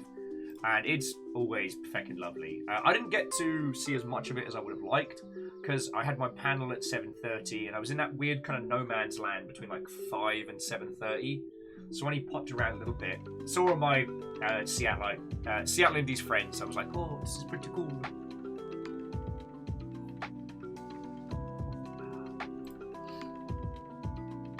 Now, Wolfgrad, I've had a very, very busy few days. So, let's see, the demos that I saw on Saturday was... Oh, and Megaboss, thank you kindly. The demos I saw on Saturday was, aside from random ones on the show floor, was The System Shock reboot. Reactor online. Sensors online. Hey! Online. All systems nominal. Hello. It's me. I'm dead. Well, my undead friend, welcome once more. How are you doing? I got to hang out a lot with C222 this weekend, and I was real happy for it. I can't wait to see how those 3D pictures come out. Like, those are fascinating. Also, in case I don't get to look at my own face enough, C222 did me a proper black and white picture. I don't know, which is... Camera does not like this. So game demo wise, my big ones for that day was System Shock Remake and Gungrave. And it was kind of fascinating on both. The System Shock Remake sits in a fascinatingly odd space. That it absolutely encapsulates the heart of the original and takes it into some a more accessible control scheme kind of space. But I don't know. I think the thing I'm going to be really interested to see is what they've been working on so hard for the past, because we got to play the demo last year, and the thing that I got to play on the show floor was just a slightly more polished version of the same demo. Same regions, same areas, and there's now more of a grounding and a story, which is pretty cool. Like, it starts with you getting busted for being a hacker and all that nonsense, and then basically being forced into going to Citadel Station to solve all the problems with hacking powers. So it gives you more kind of like an anarchic grounding in the world, which I like. I remember joking that because of the similarities, it was nice to see the Unreal Tournament intro still getting work. Oh yeah, Dust. Boo away. Oh, Metal Chaw, that's a great one. Kestrel! Watto and welcome! Tiny Raid! I'll welcome you in with Deucer. It's time for me to shine. Take care, okay? How feckin' cute. Kira Zero. Fucking legend, thank you. Reactor online. Sensors online. Weapons online. All systems nominal. Shit, a raid and a resub? A raid and a resub. That's a combo and a half. Right, no, but seriously, Kestrel, how are you doing? How's it going? It's lovely to see you. I'm at like day 4. Yeah, day 4 of 5 of my PAX recap. How are you?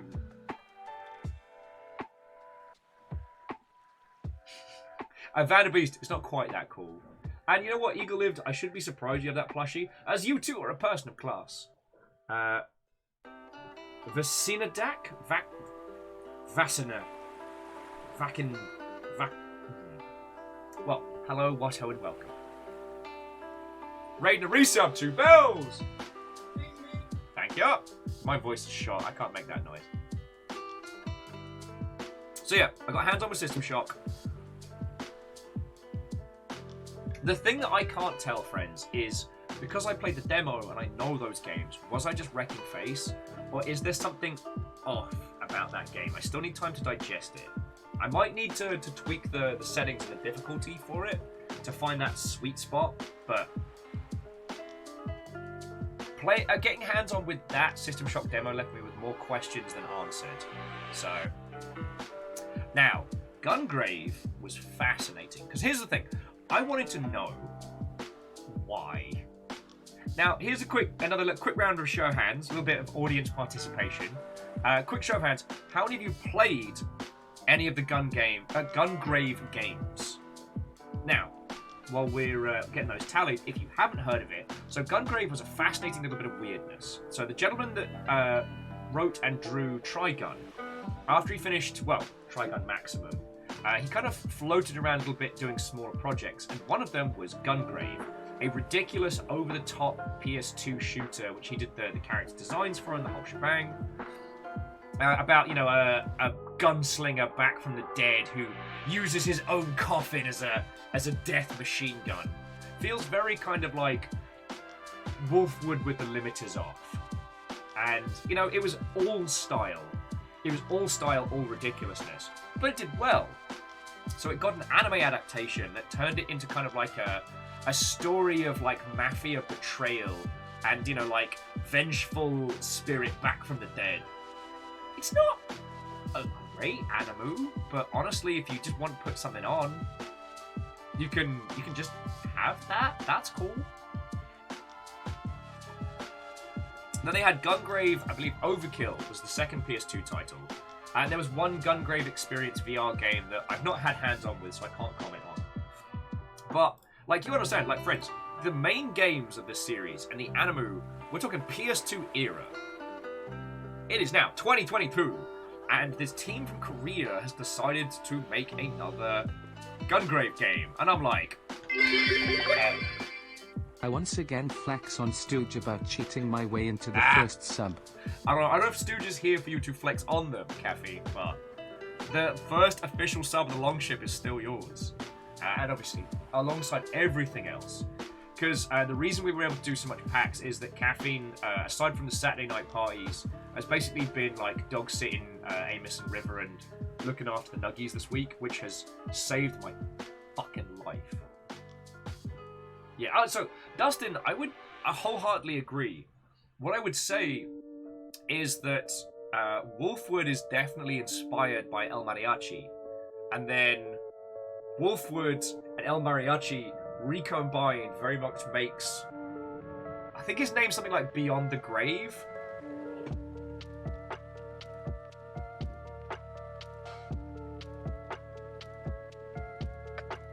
And Wolfgrab, we're talking about Gungrave Overkill, not Overkill, which is itself a game.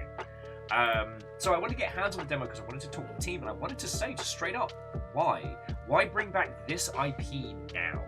And it turns out they were all huge fans of it, but the IP was kind of sitting in this bizarre limbo. So they're all people who've been trying to get it back and going again for a long time. And so they just desperately wanted to continue the series from the PS2. And so that's what they're doing. It is a direct sequel. It continues the story.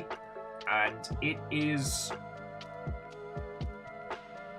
Now, I don't know a better way to describe it, because it was that post-Devil May Cry world where everyone started to kind of like one-up each other on over-the-top 3D action games, which were more about like style than they were about like efficiency.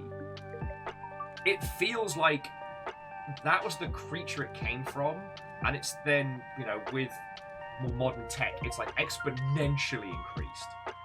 The ridiculousness to which it goes is wonderful.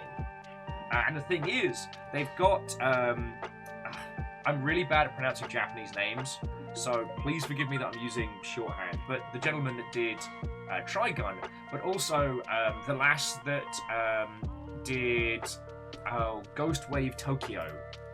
What's it called? Ghostwire Tokyo. So they've got some really fresh, original... Let's see if it's on.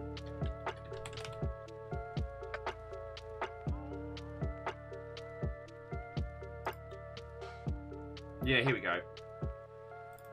I'm just making sure it's on Steam.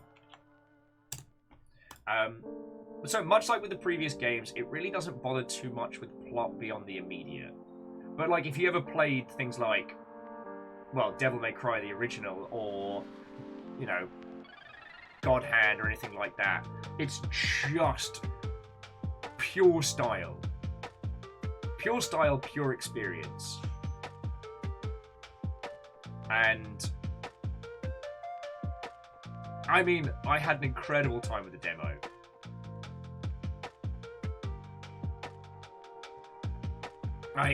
It's one of those times where I can't tell you it's going to be higher. I can't tell you this is going to say anything special or do anything to question the paradigm.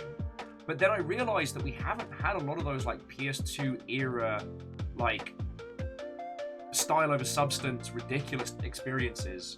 And I think that's okay. Like, I'm struggling to put into words why I'm so excited about this, but once I had hands-on with it, it just made sense. And it's more than just nostalgia. So, yeah. And what's also fascinating about this is that Gungrave happened between Trigun and Battle Blood Blockade. Oh yeah, so Vulcanor, there is a Gungrave VR. I don't know if it's good. So I don't... I've not heard anyone mention it, because there's 2 Gungrave VR titles. But yeah, so Gungrave was dropped between Trigun and Battle Blood Blockade. And you can see a lot of the design transference coming between them. Blood Blockade Battlefront. Lustramin, thank you kindly. I was really scraping the bottom of the barrel. I don't know what's... Actually, I do know why. It's a combination of, like, exhaustion and no breaks. But I've been unable to remember people's names and titles these last few days. Plus, with masks, I've been so face blind. Now, the good thing was, everybody was masked up at the con, so it was safe.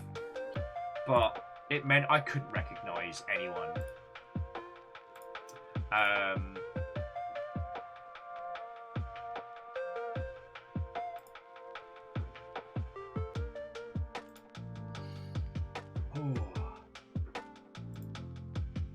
Oh shit! I got entirely distracted by the video games. So, moving up to the panel, I will say Fiona took me for a pint in the Voodoo Ranger Lounge before my panel, which was really nice. And you remember when we did the GTFO streams, friends? Jerry feckin' recognized me. It was like, yo, we got a GTFO again sometime. I was like, yes. You know, it was nice to see that our little corner of the internet was a space where even like the big people enjoyed hanging out with us. That made me feel real cool. I mean, it's all thanks to you lot, obviously, but that felt my little like pat on the back moment. Anyway, so we hit 6 indies. We hit the 6 Expo, the Seattle Indies. We were there for about 45 minutes, and then it was like, right, panel time. Now, again, I am so sorry you all didn't get to see this streamed because it was glorious chaos. The panel I was on was make a video game in an hour, where 4 devs had to make a video game in 1 hour. And they gave me the movable mic. I got to run around and ask people questions. I got to get stuck into it.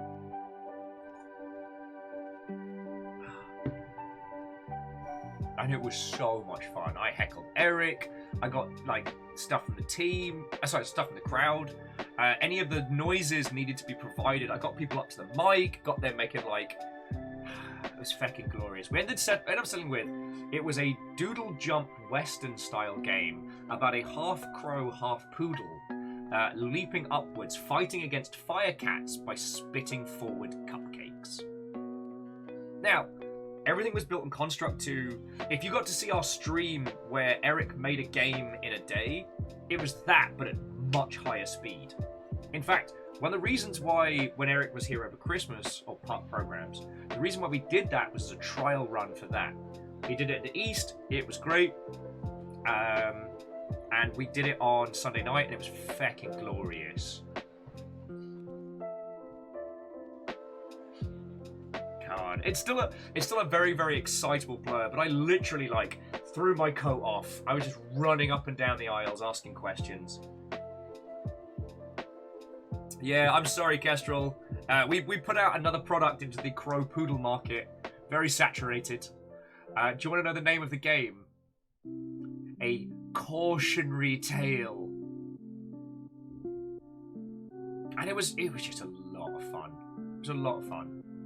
Now, it turns out that I'm not necessarily a perfectionist, but I'm very into analysing anytime I do stuff like this. So I was definitely overanalyzing it. And I was so exhausted afterwards. I felt a little bad because a friend kept trying to introduce me to his friends, and I kept just saying like, mate, I'm exhausted.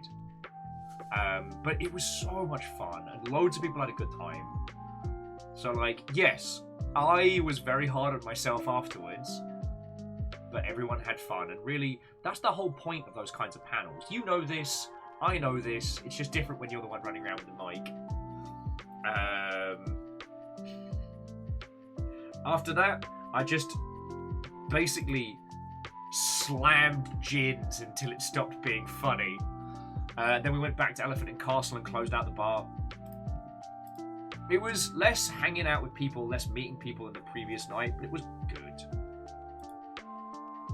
Oh yes, you're right, Dustin. Our cease and desist from the Crow Poodle games is in the mail. The Canine Corvus Sphere. The sphere is very, very saturated. Actually, let me see if I can find... Let me see if Eric posted the thread.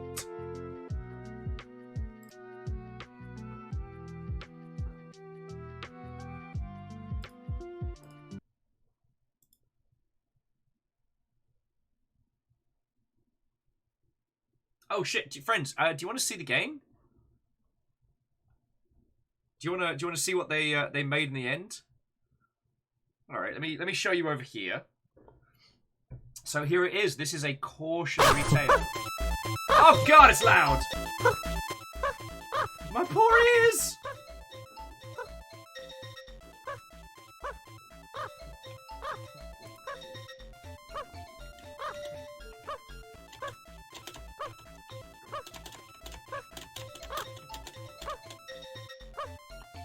Yep, we're awake now, friends!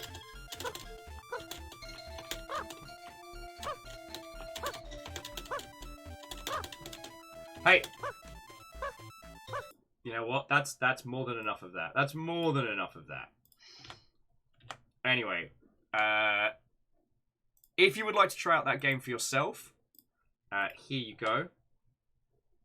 Oh, no.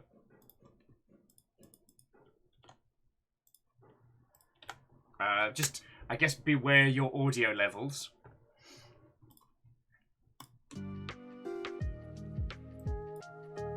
Yeah, so Harmonious, there were good crow noises, and the thing was, those were recorded live by someone coming up to the stage and doing like little samples, and then the audio person who was also doing the music then sampling them from there. It's fucking great. Like, they knocked it out of the park.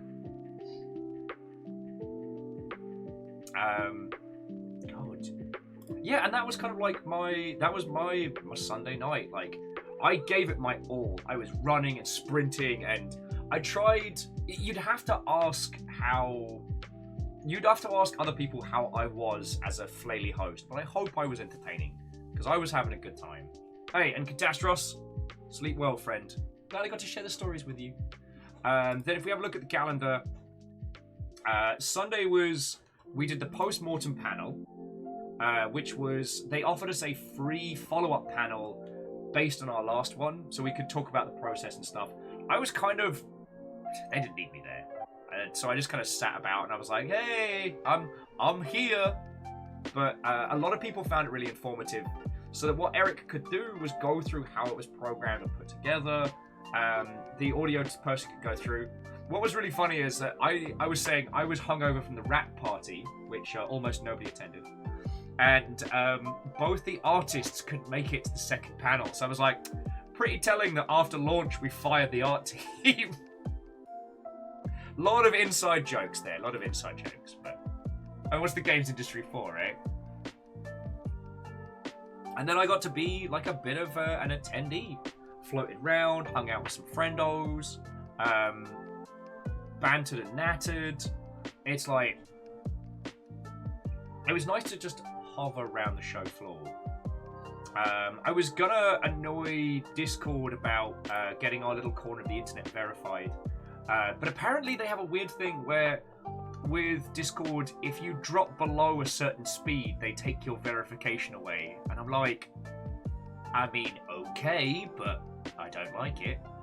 They also just announced that they're doing paid subscription model for Discord. Now, before you worry, friends, that is not something we'll be doing. The Longship Discord is open to all, and we're very, very committed to keeping it to being a space where we're all together in. I mean, shit, the only fights we've really had on the Discord have been around the fact that we didn't want to do private invite-only servers inside the Longship. Because it goes against the idea of us all being together, you know? But yeah, so if you see those advertised, friends, do not worry. I mean, again, I am lucky that, thanks to you lot, I get to have, you know, I get to do this full time and keep everything going. So I can thank you. And I would rather be like, I'd rather be upfront about it than have like, pay $15 a month for this secret channel. You get in there and it's just a plate of sad sausage rolls in an empty room as wind whistles through the halls. I'm trying to think what else happened on Sunday. We had the panel.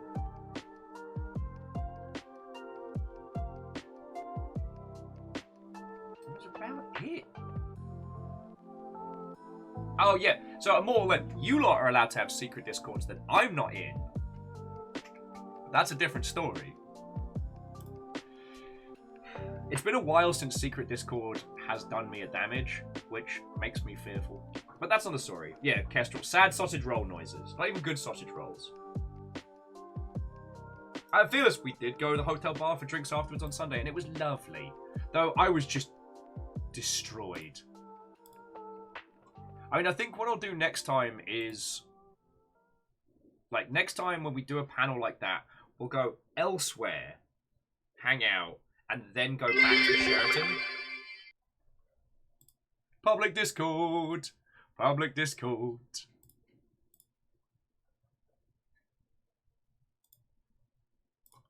Public Discord. Alright, let me get some more smooth jams going. Mario, you're always cheerful. You're always happy to be here, buddy.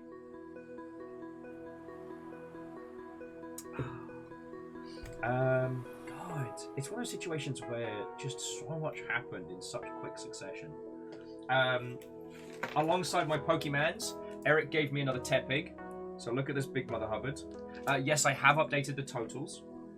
If you didn't see in the stream before PAX, all of my Shinsen IO stuff came on in. Not Shinsen IO, sorry, my Exapunk stuff. So when we do Exapunks in the future, I have the I have both the zines, so we can do like drawing on stuff, real world hacking. It's gonna be great. I forgot to go fish out the other T-shirt. I'll fish it out when I go and get some food in a sec. But Camille got me a second T-shirt as well, which was the gelatinous cube horror movie poster, which was really good. Yeah, that's a big Tepig. That's a big friend. God. Yeah, of course. So now I'm trying to think of all the little stories and friends that I haven't had a chance to tell you. I got to see Wolfgang's game running, which is the Slave Zero prequel. Oh shit. Okay, so this is another one that if I haven't told you about, then I'm so sorry. So Slave Zero. Slave Zero was a title from 1,000 years ago where you played a giant robot.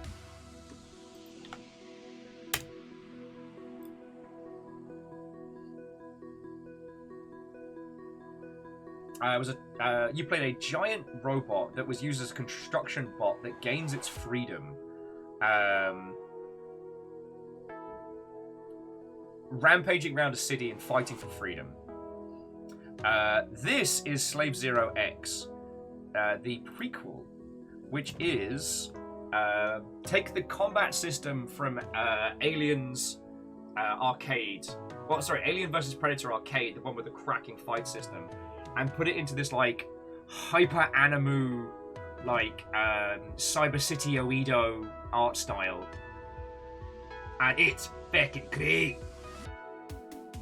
I don't know if this will be a good one to stream because I'll probably end up being monosyllabic, but perhaps I can work out a way where we get like a guest in to come sit with me while we go through this.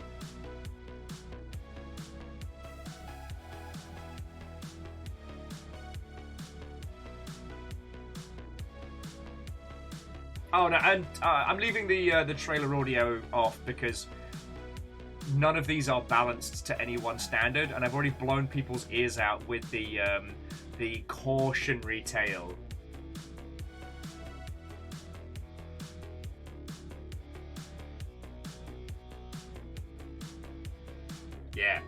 Yeah, that is going to slap. Now, I got to see the pitch deck for it at GDC, and even from that, I was like, make it happen. So Wolfgang basically went bet. But like the original Slave Zero is on Steam. I have a copy, so at some point I'll take you through it because it's such a creature of its time. I don't know if it's necessarily a fascinating one, but Handlebar's like, glad I'm not the only one making PS1 era stuff. Fuck yeah. Actually, Handlebar, how's your project doing? Well, so that's the fascinating thing, Handlebar. Slave Zero X is a sequel to a Dreamcast PS2 era title that is more evocative of like the main Neo Geo like classic arcade stuff. Okay, Handlebar says it's going at the moment. Hey, you know, you need me, you got me. Like, I talk about this with a lot of people, but you know, I'm always prepared to back up my nonsense. I will help you if I can.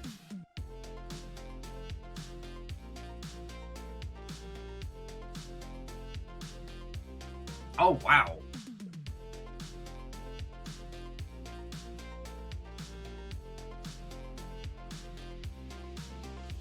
Sorry, Handlebar was saying in the past few weeks they've been anxiously and downright desperately trying to find ways to recreate SNES Mode 7. Feck. Okay, someone's got to have done it already, right, Handlebar? Though, a little part of me says, like, could you start in a 3D engine and then make the 2D stuff? Like, would it be easier to make UE4 work with 2D stuff and do the heavy lifting for the Mode 7 stuff for you?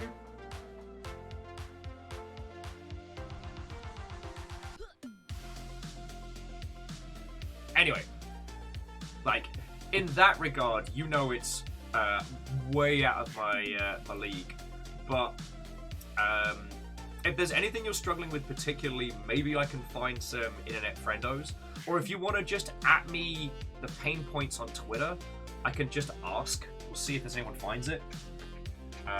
Sorry, but jumping back. So there's probably loads I've forgotten from this PAX adventure. It was so wonderful seeing everybody, and it was nice being a person.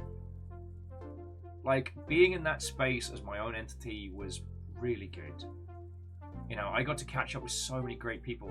Every time I tried to go and make a video, something would happen. There'd be like a cacophony of like, oh shit, I haven't seen you since, or oh hey. I got reintroduced to the new Sega PR team, and I talked to them about how I used to do stuff for like the Creative Assembly, and it's been so long now that I don't think it would be gauche if we did more stuff on like Company of Heroes, Total War. I fucking love those games. The reason I've stayed away from them is because aside from like special moments, you know, I was the guy for. Well, I was one of the people for Total War for so long it feels a little bit like it feels like showing up to a convention and asking if people saw that one film that you were a child star in, you know what I mean? So...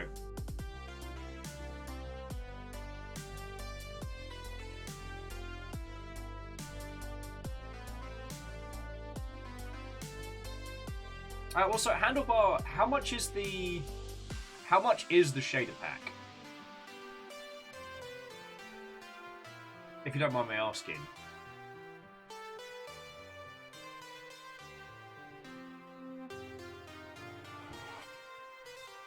Sorry.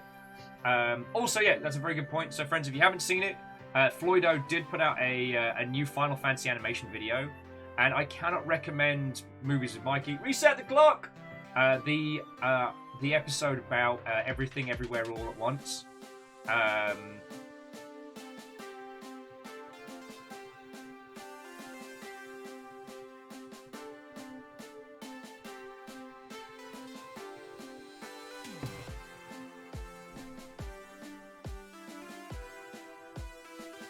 Okay, so yeah, so Handlebar, like, if we need to club together to get you the resources you need to make your game, like $10 is something we can crowdsource.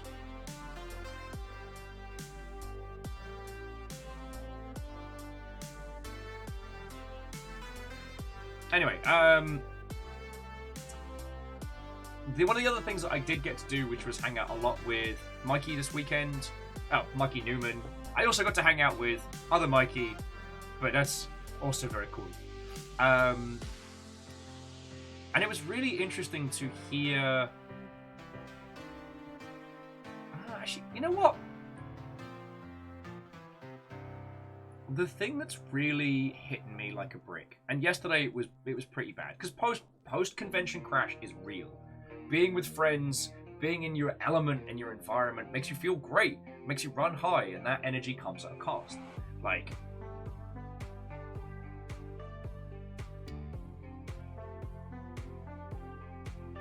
Oh, and Handlebar, that's very cool. I actually saw Swan at PAX. We got a photo together.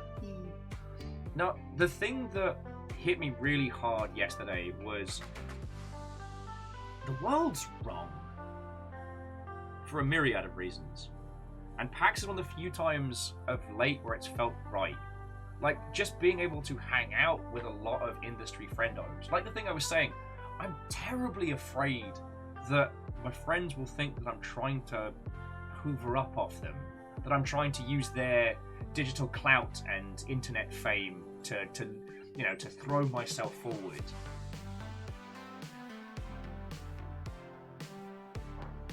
You know what? I think I just need to post that on Twitter and shit tonight.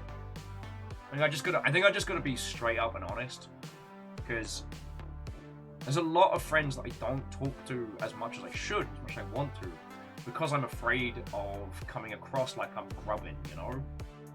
And because let me tell you, I've been on the receiving end of that, and it sucks. And let me tell you, when you're no longer of value to those people, they disappear to the winds.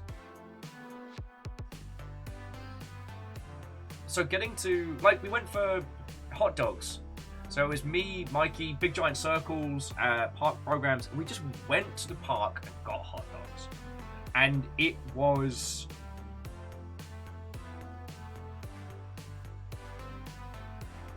wonderfully normal.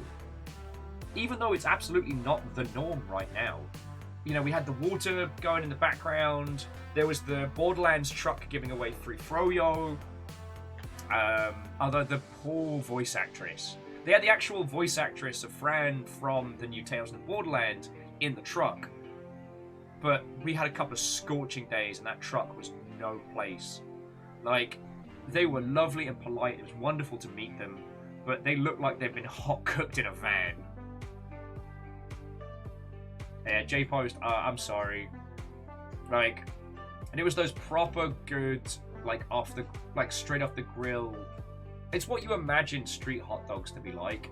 Of course, I'm a sauce fiend, so I came away from it looking like this with war paint across my fucking face.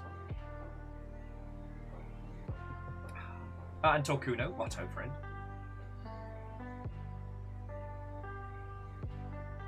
Actually, Mega Boss, I hadn't considered that. It's just, it feels like such a mercenary... Sorry, Mega Boss was saying, inverse thought, your friends would support your online growth. But that just seems like such a dehumanizing thing. You know, it seems like, it's a feeling like talking about my brand. You know?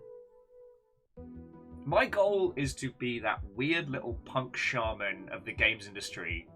You know, to be that, like, that strange little dive bar for game devs and those of persuasion. Kind of like if the bar from the opening of Akira didn't suck.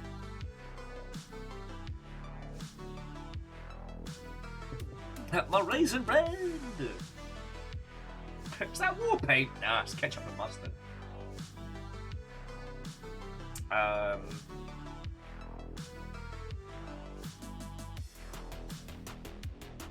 Yeah, maybe we'll go to Halcyon later. Maybe I'll be a bit flash and a bit fancy with some hot dogs.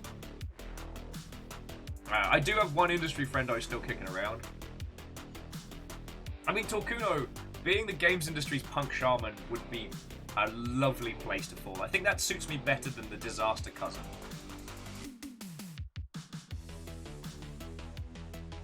I'm still trying to find my way.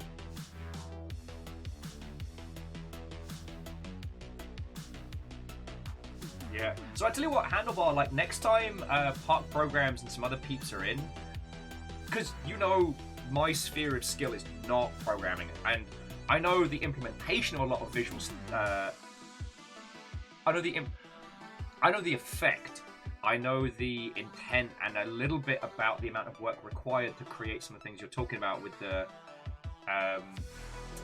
visual style of. But I don't know how to actually make that. So if Park Programs pops up, we'll show it in there. But no, sorry, jumping back. There was just such a glorious normality of seeing everybody.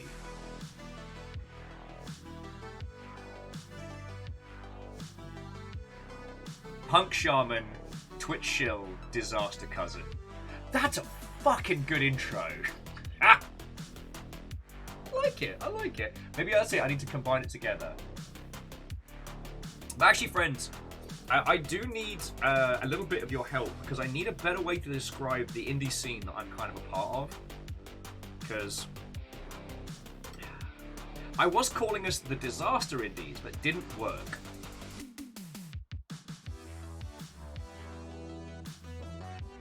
Yeah, Salem, I'll slap it on a business card, good to go.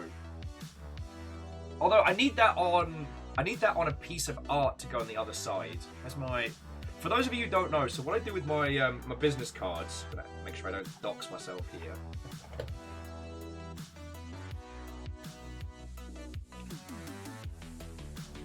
Shut them up. Is anytime peeps have done like fan art or like promotional stuff or what have you, I take all the art and I use it for my business cards.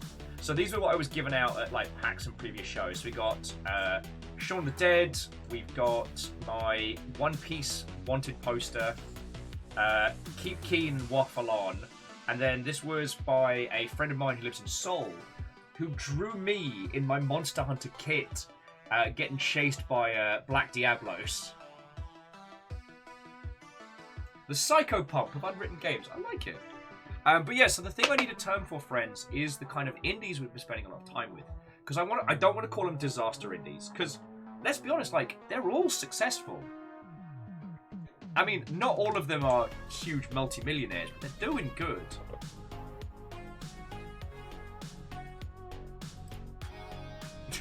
One person suggested veterans of the psychic wars, and I like that. Yeah, so if someone wants to do Punk Shaman, Twitch Shill, Disaster Cousin as like a little thing, I will. I mean, I'll definitely give you some cash for it, so I'm not going to steal your art. God, yeah. Yeah, so that was one of the discussions I had. I want to find a way to describe the kind of squad that I hang out with indie-wise and the kind of games I put forward. Because, now, you're going to be shocked to hear this. You're going to be shocked for this kind of information. Now, actually, I should go get myself some food, do this like a clickbait where you won't believe 5 facts of things Will has agreed to, but I'm not that kind of. Oh, Triple Z Indies, not bad. We are the unkempt. No, because some of them have sweet style. But yeah, so guess who had a drunken idea that I told another person to, which means it's happening. You know what? I'm going to do you the intro. Actually, just checking to see if anybody replied to my message. Okay. I'm going to tell you my desired goal. Because, I mean, how did this happen? I got drunk. I got drunk and we were talking about retro consoles. And E3 horror stories. Hello there. My name is William Overguard. And it is my desire to be the last Ouya developer.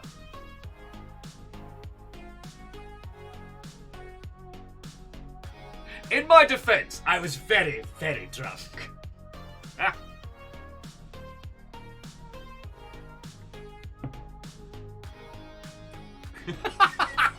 Jay Butcher says no. Oh, hell.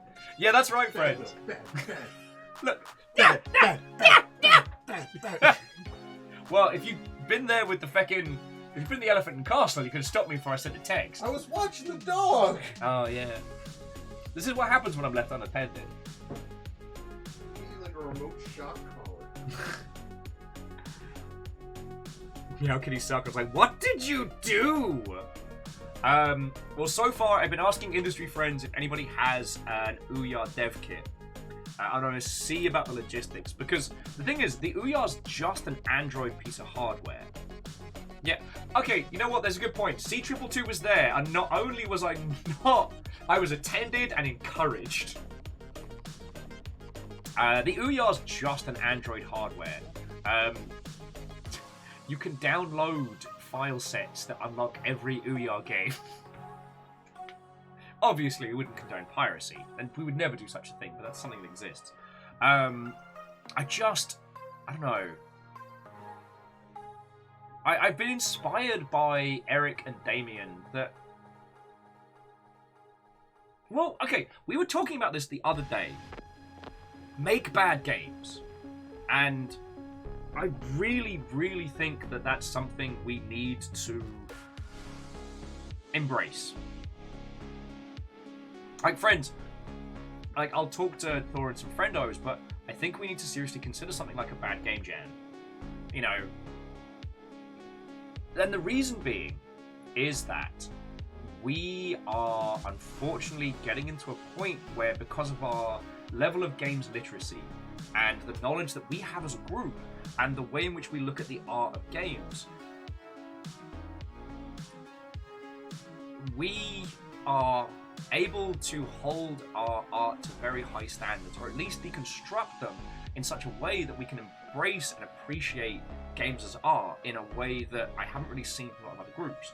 The problem is, it's like, if you spend all day sampling only the finest wines or the most interesting and unique beverages from across the world, the chances that you're going to want to go home and brew something up is not high, because you've already set the standard of your tastes. We need to make some fucked up scrumpy. Not moonshine, that explodes. But we need to get the video game equivalent of a brew your own mead kit, of a cider at home selection. Because I think that's going to help kick off the cobwebs for quite a few of us. And whether or not I drag your lovely selves on this, you know, mess of a creation, I don't know. Actually, Dustin, it might not be a bad shout to talk to the spiritual successor team. And it's just called Make It Bad.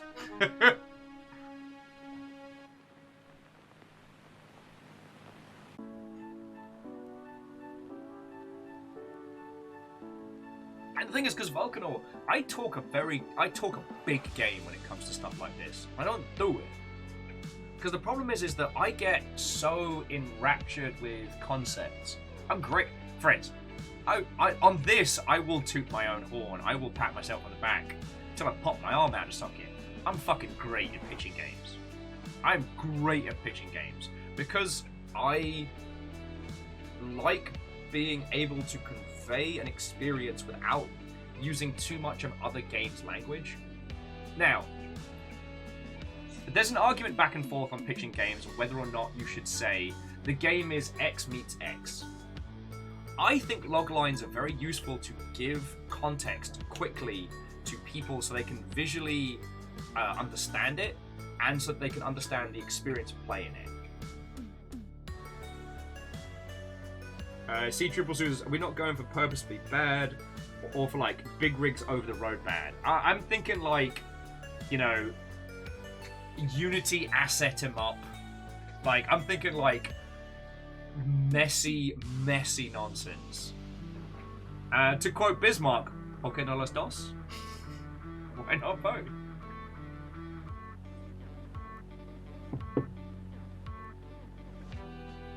Megaboss, what if you just made the skill tree as a little game? Hey, yeah, Caffeine, bad rat's bad. I'm talking like... But it's what we physically make. If the goal is to make something bad, then that should hopefully kick us out of this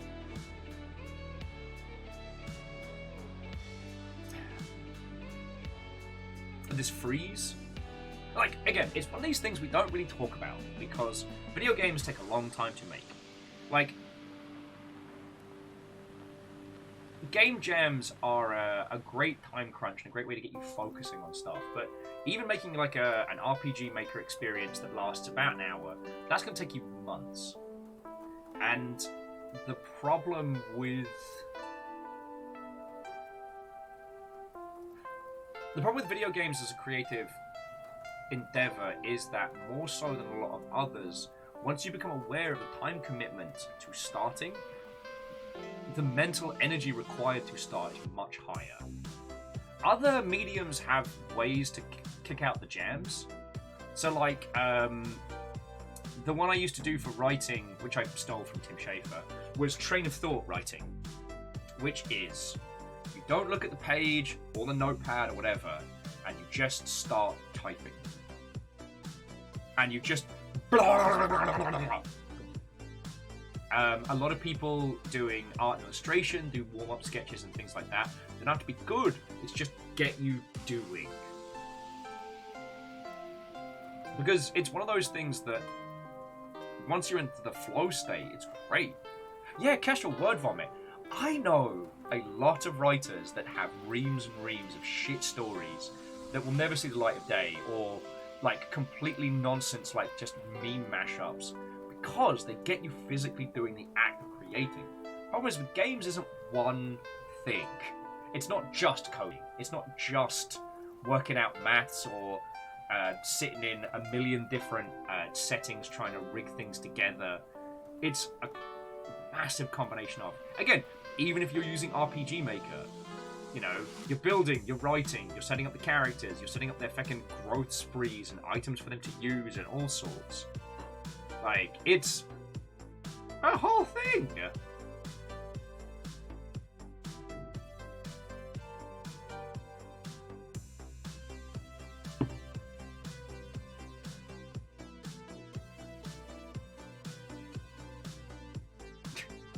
Words with Friends meets Mortal Kombat. Feckin' yo. So yeah, that was something that did come up from discussions, and like, I don't have any announcements right now. The big things that we've got coming up, friends, is the Halloween Gundam build next month, which I will set a date for that in the next day or so.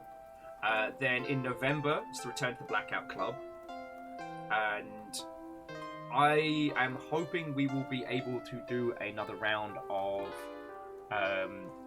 charity work for cancer research again.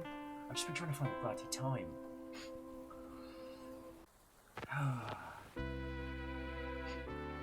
Like, I will say, outside of streams, it's still feeling a lot like that final scene from Amadeus before he just dies mid-writing. That's one of the reasons why I like hanging out with you lot so much. Yeah, so Volcanor, that's the thing. Make bad games to kick creation into drive. And that's entirely what spaces like itch.io and things like that are for.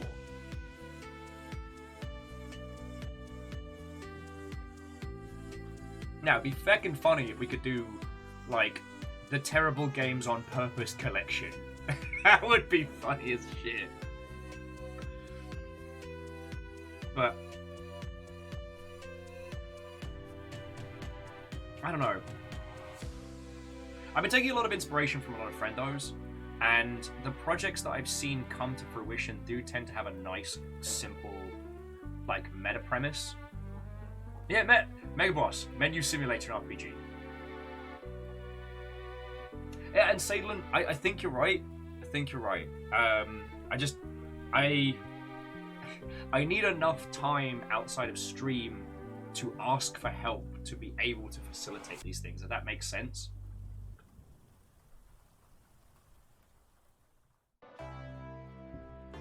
Oh yeah. Well, as an aside to an aside, I actually met the Tiltify team at this PAX. They told them about my, well, I should say, our event last year. And their combination was, oh cool, and oh why? Also, they did just add the Turtles collection to Steam, which includes the SNES variant, which will make streaming it just a darn sight easier.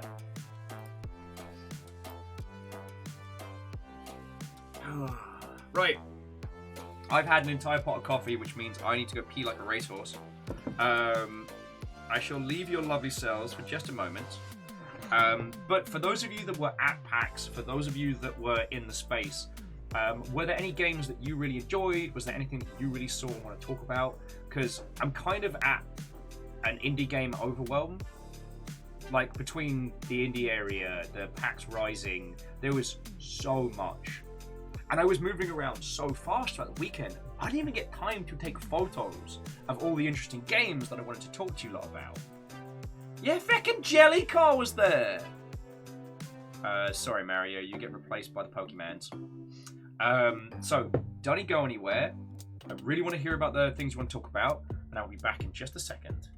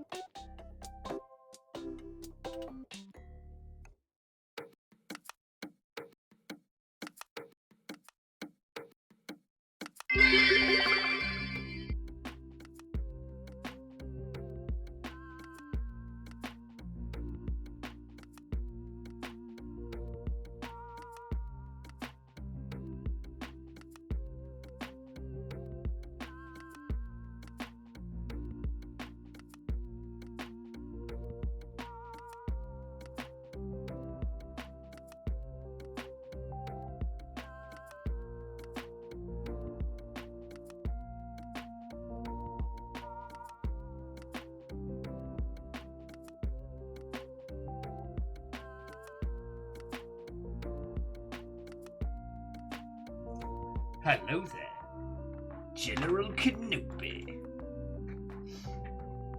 Alrighty.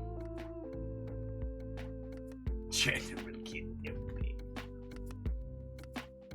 It's for required.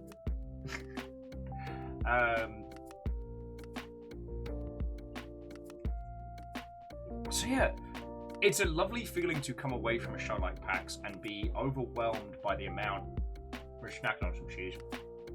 By the amount of good stuff there. And what was really nice was seeing a lot of big people return. I shouldn't say big people, but like people that were iconic on the PAX space, like Scar Studios, things like that. But the Behemoth wasn't back, sadly, and there were a few other big contenders, like Microsoft's still not ready to be in that space.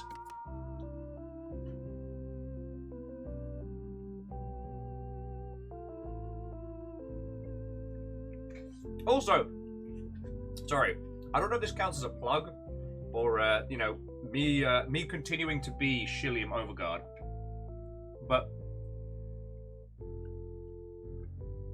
I decided to do something nice.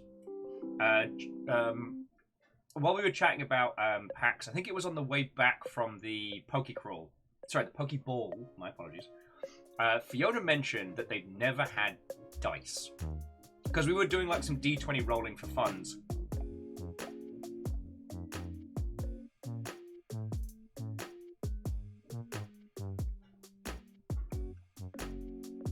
We did some D20 throwdowns at the Pokeball to see who'd make donations and stuff like that. It was good fun. Fiona mentions never had a dice set because the only time Fiona's been able to play D&D has been via Roll20 during lockdown. So it was like, God, it was Joe Cat's campaign, and then I guess right after that we started doing Pocket Squad. So I was like, you know what? For me, part of the PAX experience is getting a Wormwood dice box and getting a set of dice that is your own.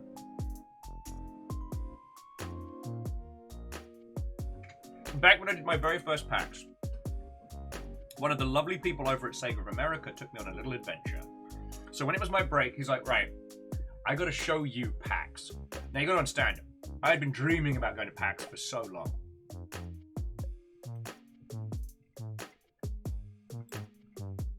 I watched the Penny Arcade documentary. I was a fan of Loading Ready Run and so many people that I was so excited to come out there.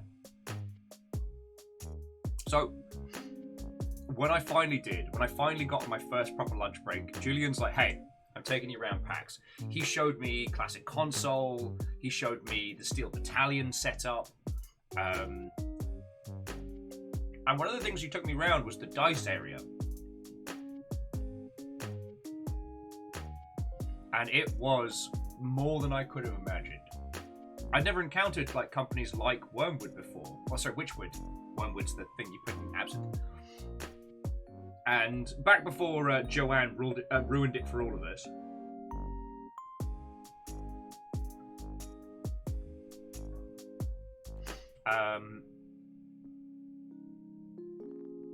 Sorry. The thing used to be the dice box chooses the owner, because they had these like little slim, like designed to hold one set for D&D, and because they're all hand carved from different pieces of wood, like no two are the same, and so choosing that felt like a big part of like the PAX experience. Like, this is yours, you're ready. Oh, and J-Post, thank you for dropping that in. If you haven't seen Wormwood's products, I fucking love them. I wish we were kind of a big enough operation to get sponsored by them, just so that I could yell about them more. Anyway.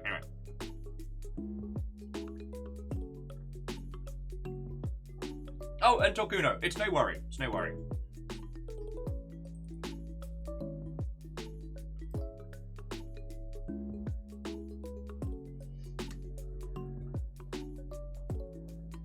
So, I was like, you know what? Fiona needs a Wormwood box.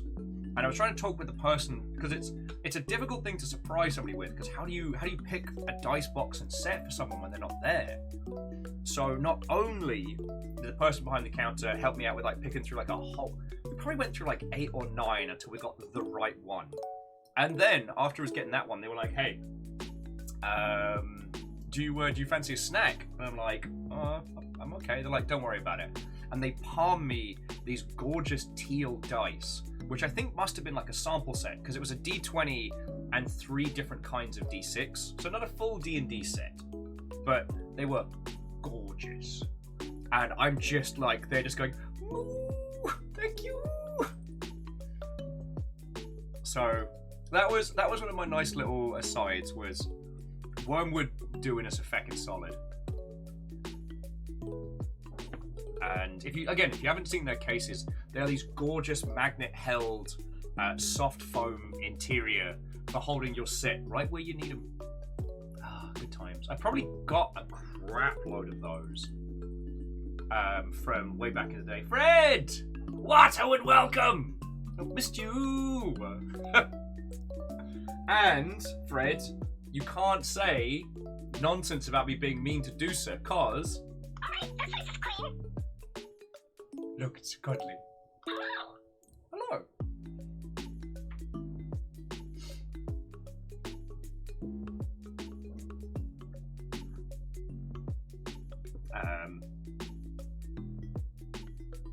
Oh no. Kestrel clicked the link to Wormwood. Capsteph has the purple heart dice fold. Lovely. They're just so satisfying as a thing to have. I cannot recommend them enough, friends. Yeah, Torkuno, that was a gift from Akira Zero, and it's so cuddly and it's so lovely. I mean, not that you need me to tell you, it's fucking Fan Gamer. They know this shit.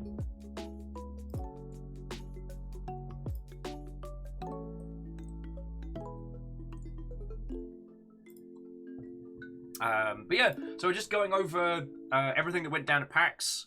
Everything was Saul. That's why the tabs keep changing, because I know there is a ton of games I'm forgetting to show you. As a reminder, friendos, now, we have been very kind enough to be given keys for this, so I'll be using half of them for kind of... I'll be using half of them to get our team together, and the other half as giveaways to the squad. But one of my big wins, one of the things I had a lot of fun from this PAX was this, Galahad. Think Hawkin, think Steel Lancer Arena International. We are going to be getting stuck into this on Saturday. I'm hoping to put the schedule up for the plan for the rest of the week.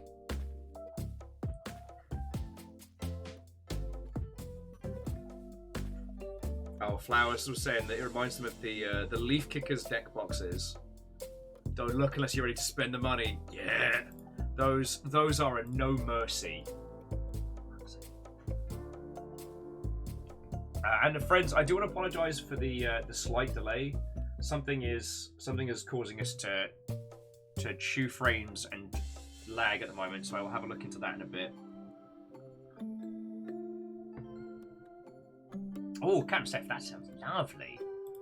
I did like how on all the board gaming stands there seemed to be almost like a contest as to who could have the tallest dice tower for sale. God, what else? It was weird that the board gaming area was very separate from all of the video gaming stuff. And, like, okay, that's interesting. Very hard to find because they weren't on the map listing, so I think that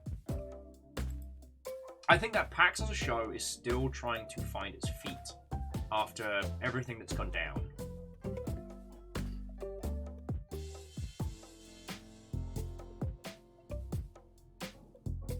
But actually being there at the show was just wonderful.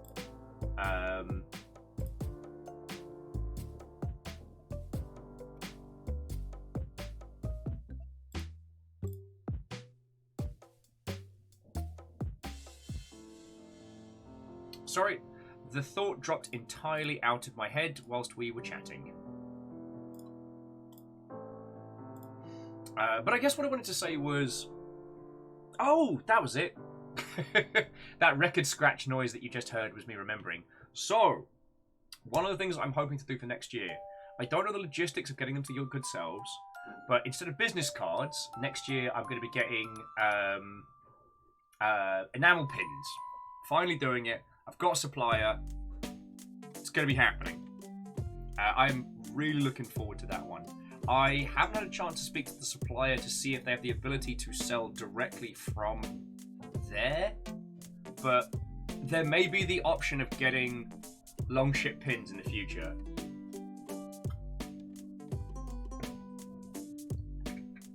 Because it needs to happen, friends. It needs to happen. I fucking love, like, good enamel pins. And I've thought about ways of doing it in the past, but, like, the only thing we could have done within the time frame for this year would have been I buy a shitload of pins and then manually sell them and ship them from here. And, like, friends, most of the days I don't have 2 seconds to rub together. I don't have the time to run the logistics of, like, in-house merch stuff. So at the moment, trying to see how it is. Now, if I'm being perfectly honest, most likely the first pin will be the red long ship, silver trim, and then black back. But that will be a sparkly silver and black. Just to kind of go for that night sky vibe.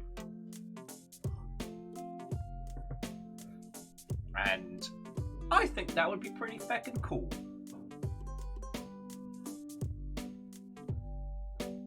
Yeah, I may not have 2 seconds to rub together, but after this I'll have pins!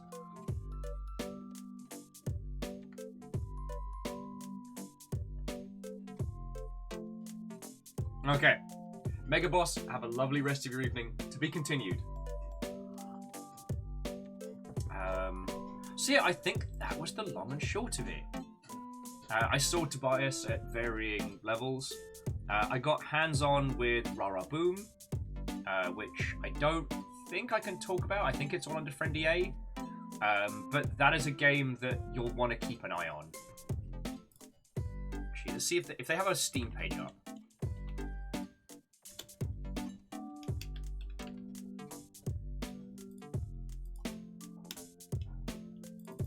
Nope, not yet. Alright, as soon as there is a Steam page up, friends, I will put that right in front of you. Dustin screaming will pin. Well, I'll tell you what, Dustin, maybe we'll do like stretch goals. If you'll pick up all of the regular pins, we'll do screamy face pins. A haunting prospect of seeing my own face on a pin. When they started doing the Penny Arcade pins based on all the staff members, I thought that must have been so unsettling for them. You know, walking around at a convention and seeing someone wearing a tiny version of your face on their lanyard. The Will Headroom pin. God. Gotta sneak that in at some point. I think Reactor online. Sensors online. Weapons online. All systems nominal. How did the crab cross the road? They didn't. They used the sidewalk. Puns, why you like that? Puns. Obviously, thank you for 44 months. And Wolfcrad, I did not say a proper thank you for you keeping this pint glass filled, so that's feckin' great. Equal lives. I'd wear a tiny version of your face on my lanyard.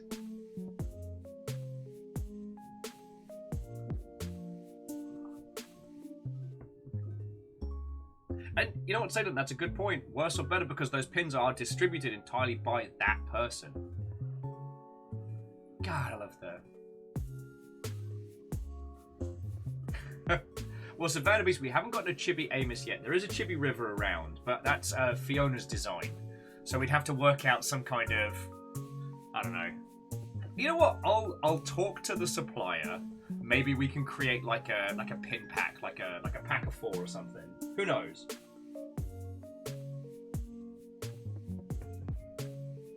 I saw their work. It was very good. I got a quote for what it would cost to create these kind of things, and it was good. Like, it was real good. And you'll know my thoughts and feels on this. I want to do these kind of things because I want them to exist, less to make a mad profit. Like, there's not enough of us to make stupid money from pins. So why have them? Because we want them.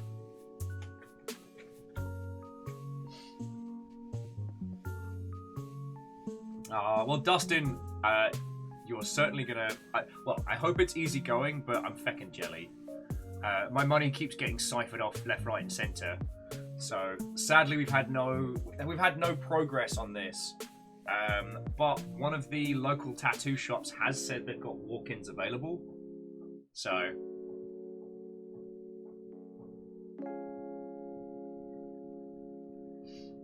I'm still thinking about getting something on the back of my hand. Just because I love the idea of having a big old spoiler on my hand when I shake people's hands. Because I'm a joke. But also, Rainworld's about to have 5 new slug cats. What am I going to do? What am I going to do?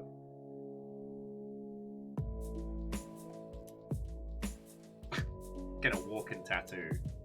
Yeah, it's just Christopher Walken's face. Super up close.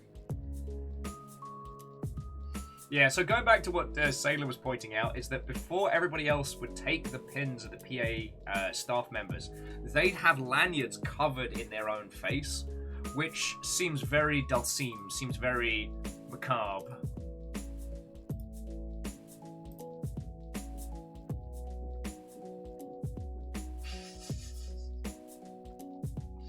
Well, so Fearless, and now you know what your mech can be called in Galahad. So colour me super jelly. Super jelly. So what else is left? As I said, I didn't get hands-on with the awfully titled Lies of P.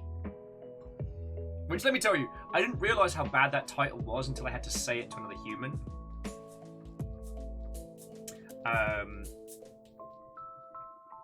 Oh, and if you're wondering what I'm talking about, that was the Pinocchio Soulsborne, if it was set in kind of like pre-revolution France. Looks fascinating. Very much, well, it's more evocative of Sekiro than it is of Bloodborne, but it looks fascinating. But I didn't get to try it, because it was just hanging off the arse end of the AMD stand while these two shoutcasters were yelling about Halo Infinite. Yeah, Kestrel, it's Pinocchio Soulsborne. And I'm not ready to say, yes, boof, sound out the hype.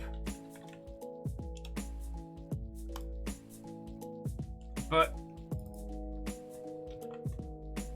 it was just... like, this game is very hotly discussed and very, like...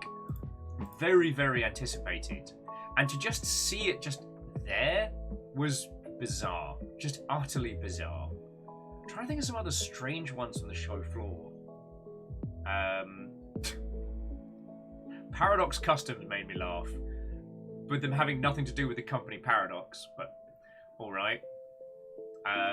They were a custom PC building company, but their tentpole product, their Ichiban PC, was a pyramid. Stop that incessant clicking. Ah!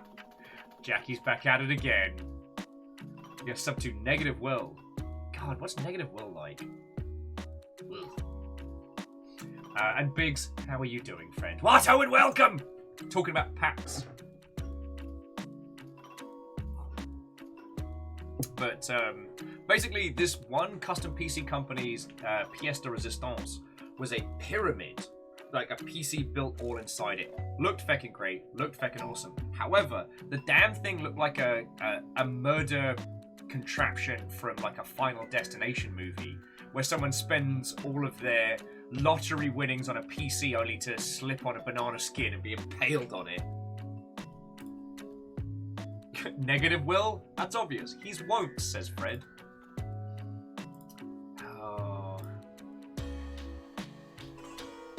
Fred. I've had the urge to get back into Tekken.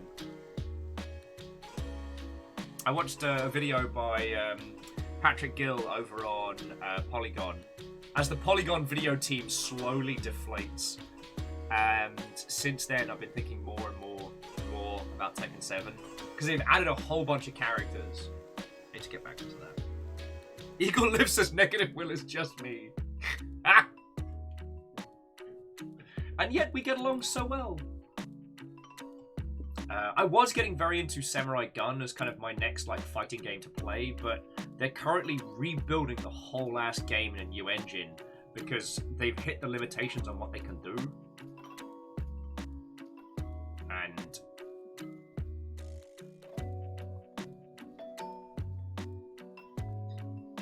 right, I feel for him, you know.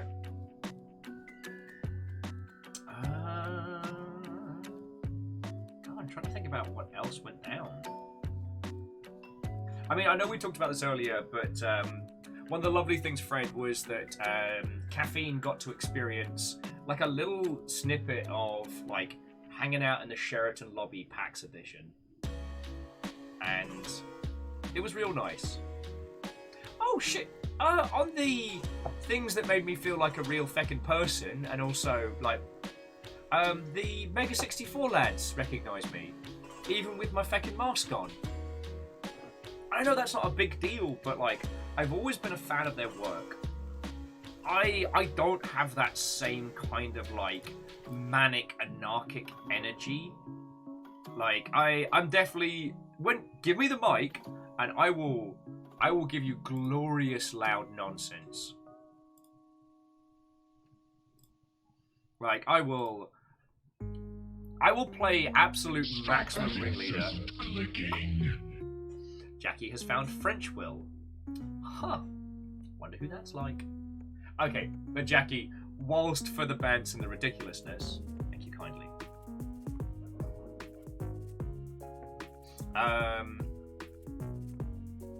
Where was I?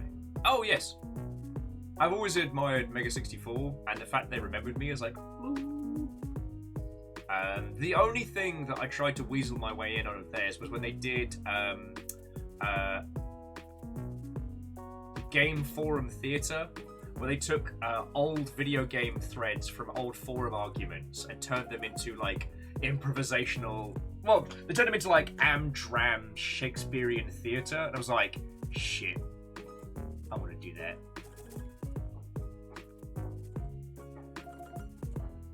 But I've wanted to do something like that ever since I had to work on forums professionally because it's so funny. I mean, ever since ... you know. Vanderbeest asking if Negative Will would be bald on top with hair on the sides. God. Oh, so Down on Dwarf, have a lovely rest of your day, and it's real good to see you. Like, friends, I won't lie, I've still got a lot of the post-PAX exhaustion going through me. I was fucking miserable yesterday, which is in keeping with like the post-PAX crash. And so it's nice to have a little bit of that energy back today. So this might just be a day of bantermancy and nonsense, because I don't have a game that I immediately want to unfurl for you all. And I really wanted to focus on this PAX because, oh boy. The new Monkey Island game was showing off well, and holy crap! Okay, the Devolver stand was incredible. I wish I was cool enough to be on their radar, because it was like this huge, like, kind of grindhouse theater. They had like a massive billboard in lights and all the different games. Gunbrella was a lot of people's game of the show. Now, I didn't get the chance. Oh, excuse me. I didn't get the chance to book an appointment with Gunbrella. Because again, like, Devolver is huge now. They don't need to deal with little entities like me, and that's okay. I'm happy to see it. They're taking little games and making them the next big hotness. Dinner with the Bread was there too. It was really cool. Oh yeah, and Angerfoot is so fun. But yeah, so this is Gunbrella. Actually, I'll just show you. and like you can get this just from intermediate. You have an umbrella that's also a gun. That incessant clicking. Oh shit! What does Army Will look like? Jackie Fox starting Many Wills and the multiverse of. God darn it! Now I'm trying to think of the iteration. So it's not the multiverse of madness. Many Wills in the laundry list of lunacy. There we go. We can reuse the old joke. Yeah, I'm not sure I'm ready for this multiverse will thing going on, but that's up to you lot. Anyway, yeah, so this was a lot of people's game to show. I will say, this is one of those ones that I probably wouldn't have gone out of my way to get a press demo for. Not because it's bad, but because I know it's going to slap. Like, it's up there with Wizard with a Gun for, like, best named titles. Also, I'd forgotten to wishlist it. I know, I'm such a criminal. Such a criminal.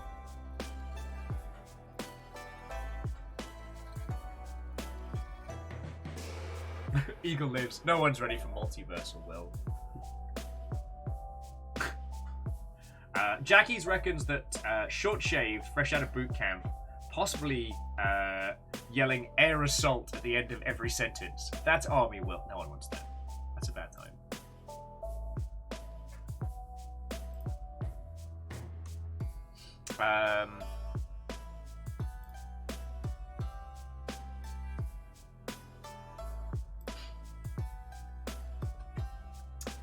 Also, I do want to express a little bit of disappointment in you people of the Longship. You know, it's not often I have to chastise you, but Fearless Sun was the only person that wished me a happy Labor Day, which, as you know, is the day in which we celebrate Pat Labor, one of the greatest giant robot series of all time. Oh, we're gonna watch that again.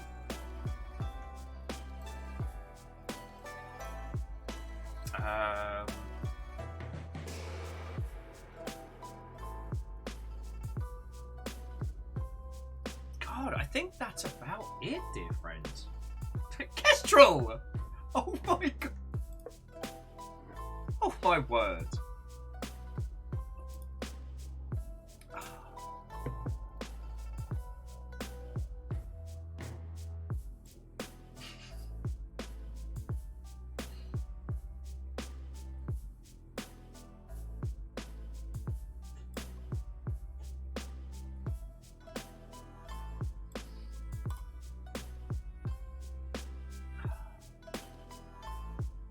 No, I think that's about it.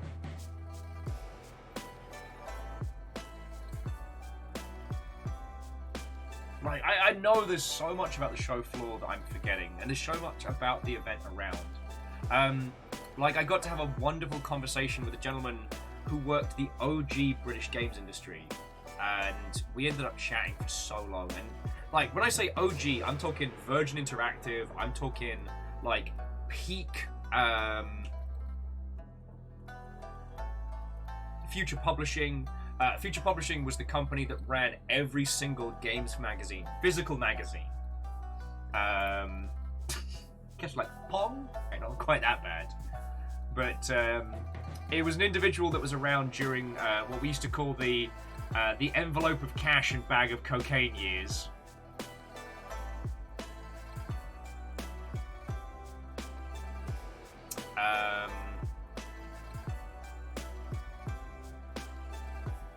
God. What else? Sadly, I didn't get to meet Dave Gilbert of Wadget Eye Games. He was on a...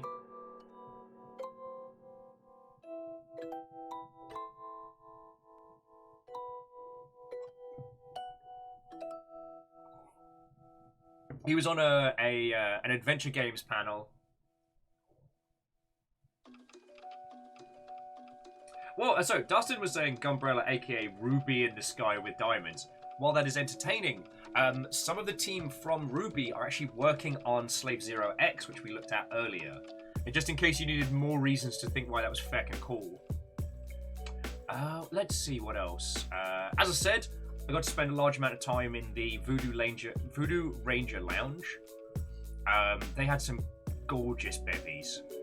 So, like, I am considering putting myself forward for Voodoo Ranger's partner program because I like bevies, and there's nobody else from alcohol companies in the space. Plus, okay, I do understand. I really do understand to those of you in the US, like, the dislike of IPAs. I really do. Like, the people who are so vehemently obsessed with them are often the worst. And that they are often touted as, like, the only choice in beverages, which is absolutely not the case. But I had their Acquisitions Inc. Green Flame, it was like a double IPA, and it had a rogue on the cover with 2 crossbows, and it was unfairly good. Like, if I hadn't had to go to that panel and function, I would have drank like 7 of those and died. Stop that incessant clicking. No! Jackie, no! Alright, Jackie, I am genuinely grateful for all the support you put in, but I'm not saying that out loud.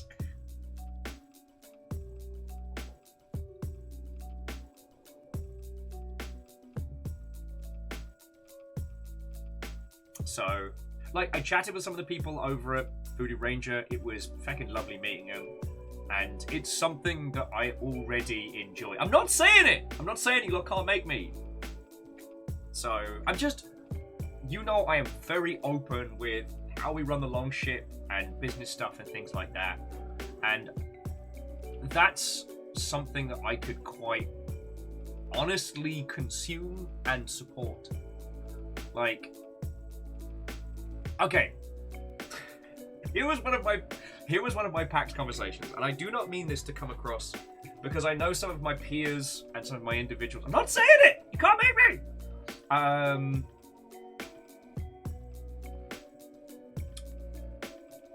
I do not understand G Fuel.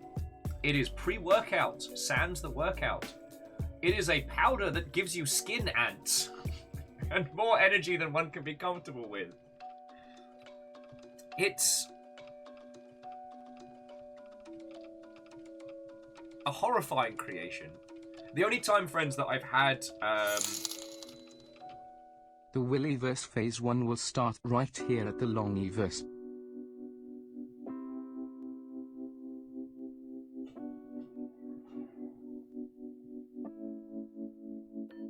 I can't believe you've done this.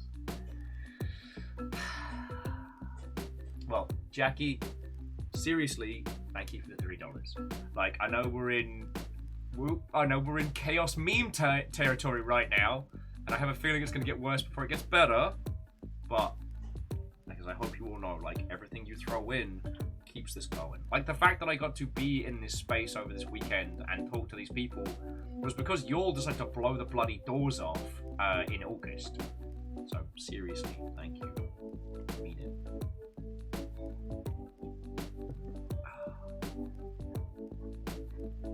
Oh, okay. Volcanor was saying the big reason for the Pacific Northwest being flooded with IPAs is the majority of hops are grown this way. Okay.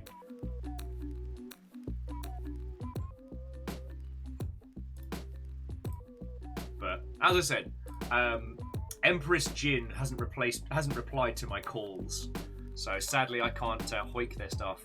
I think they want a classy image, and they look at me being like, "Hey, who wants to kill a bottle of gin?" But yeah, I got into a random conversation with some congoers about, like, G Fuel. And the only time I've had G Fuel was the gin and Sonic. And it was a bad time, friends. It was a bad time. It was there was New Amsterdam gin and Sonic the Hedgehog peach flavored G Fuel, the premix can. And how did you even find Shilliam Wakespeare? There's 15 of them. God. Between Jackie and Favor 6, I'm starting to think you'll have like an encyclopedic memory of everyone on Twitch. And Spooky Ghost, thank you kindly for the 100. Oh yeah, C222, I've done a Gin and Sonic and it was nasty. I've threatened to do it again.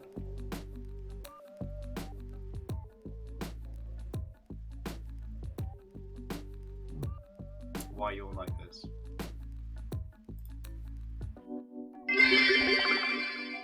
What is the thing Jackie Foxbutt is threatening to make the Welshman say? I couldn't possibly remember, Crux. I couldn't possibly remember. No memory.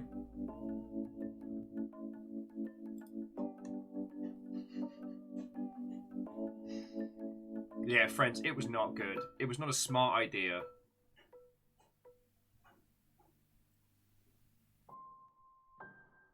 was a dark time. It was a dark time. Like, no, you know what? I'm not glad that I tried it. Oh. Now, do you all want to touch on the games industry news for the day? Do you want to have a chat about stuff outside of the usual nonsense? Okay, Ben, have a safe flight. It was so lovely hanging out with you, friend. Thank you for my my cool headshot. I'm sorry we didn't get to hang out yesterday, but I was miserable and sad and exhausted. Yeah, I hope you have a lovely rest of your. Fuck, what am I even saying? Yeah, of course something went wrong. I failed to speak words. I'm getting heckled by the fucking Google Home. Right, Ben, fly safe. It was lovely chatting with you.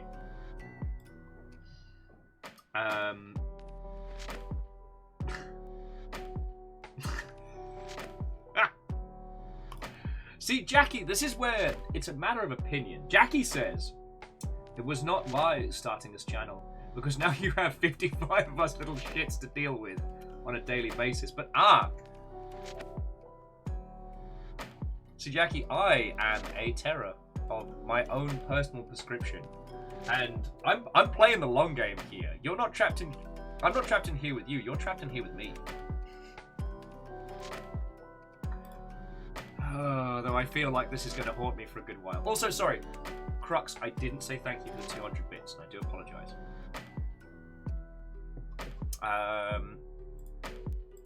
So let me just quickly check the hot sheets. God. Let me just quickly check the hot sheets. It's not a cult. It's not a cult. Okay, so here's the quick ones. So the whole P-Cube saga is going on. And it does look like P-Cube are going to be in a lot of hot water because more and more stuff keeps coming out. Gundam Evolution's launching next month. So I personally wouldn't launch a Gundam title that plays like Overwatch the same time as Overwatch. But if you would like a guilt-free Overwatch type game filled with Gundams, that's coming out next month.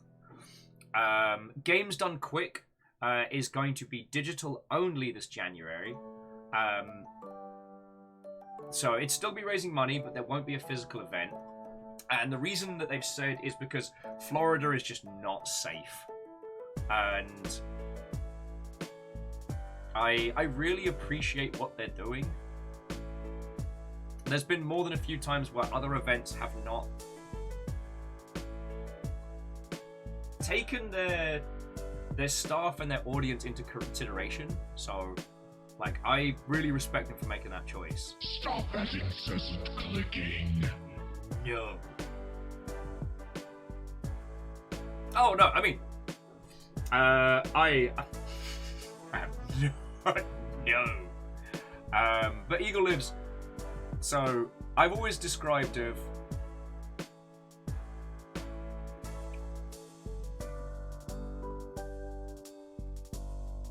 If Australia is the world's if Australia is the world's alpha test, then Florida is the open beta. Like, none of the systems make sense. Everything's wild. But what I will say is it's mostly about how, you know, Florida has been handling the plague and has been just downright awful to, well, just about everybody in the gaming space. So I really do respect what they're doing in that.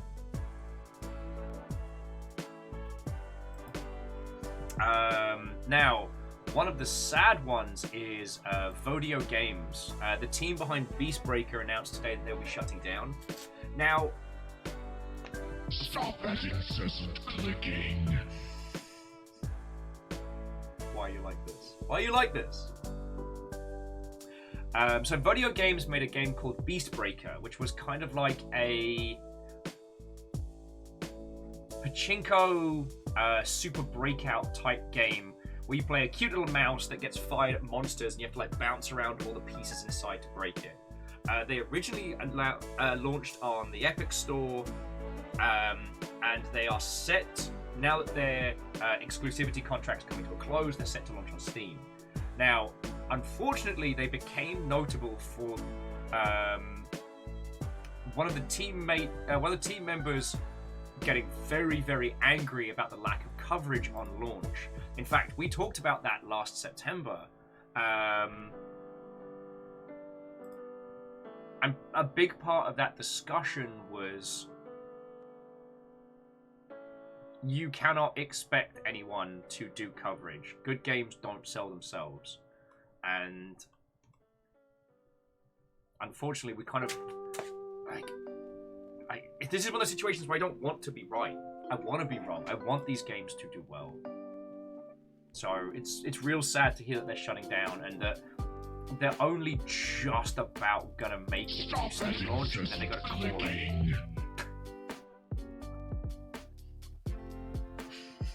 Where do you find these, Jackie?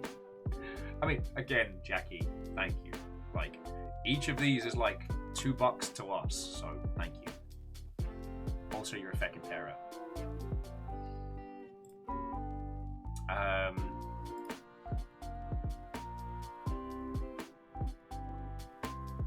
But yeah, so God, GI.biz needs a feckin' night mode because you can see every time I go over to check it, it's like.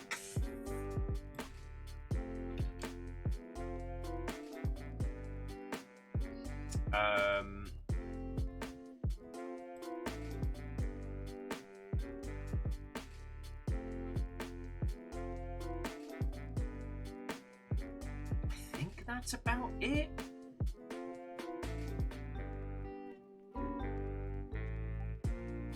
Yeah, I think that's the long and short of it, friends, for games industries type stuff.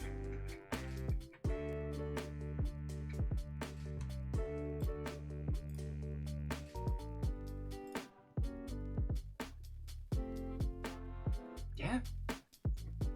God, how far are we off of feckin' Return to Monkey Island? Did it drop already? Oh, the other thing was the Thief with Guns game, Gloomwood, dropped literally during PAX.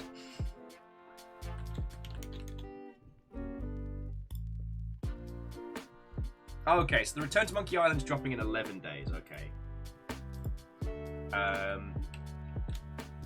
But the cool thing is, so friends, so Gloomwood, Gloomwood dropped 2 days ago. New Blood put it out.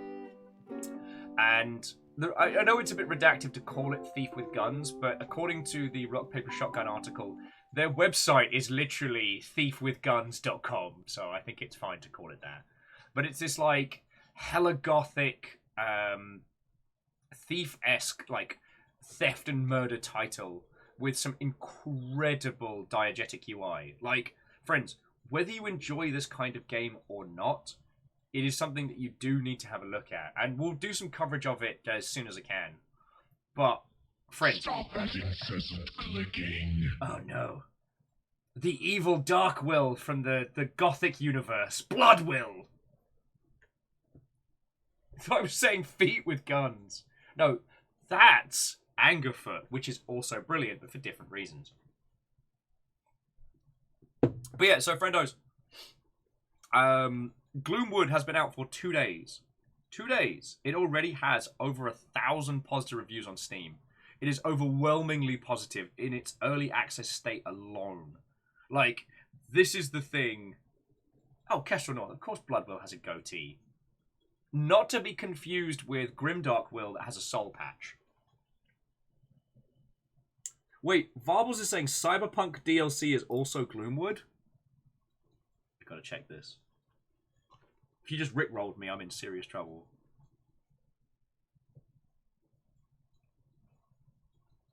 Sadly, Varbles, it's not loading. Alright, give me some more smooth jams.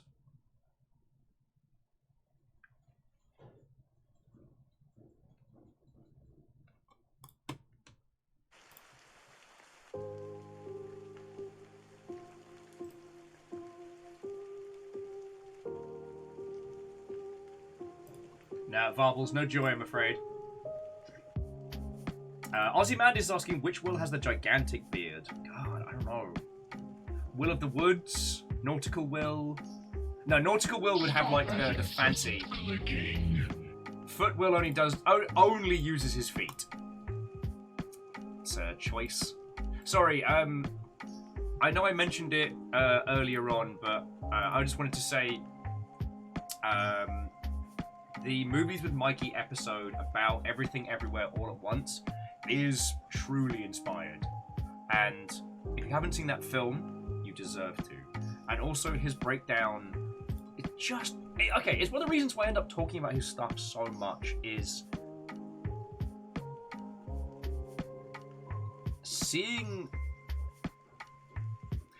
how he is able to pull these messages of empathy and hope and share them in such a concise way from films that I already love is something that I can only aspire to be able to do.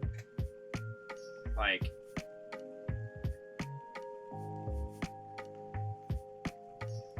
oh, there was another thing. We finally saw gameplay from Homeworld 3 alongside the proper reveal of Tales from the Borderlands 2. Stop that incessant clicking. No! Where do you find these? Why are you like this? Fucking yo.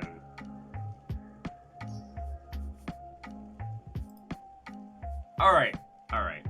So friends, how have you been? What have you been up to? To those of you who are at PAX, is there anything that... Was there anything that I missed that you all want to talk about? And Varbles, thank you for 29 months, you fucking legend.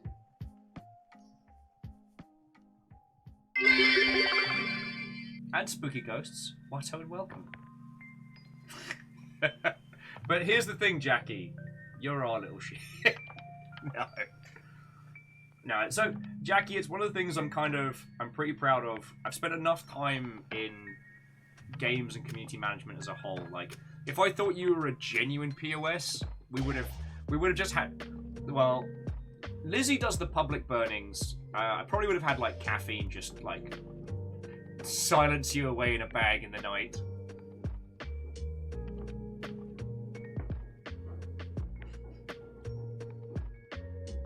And the thing is, like, you put in a lot of money to genuinely keeping the Longship going.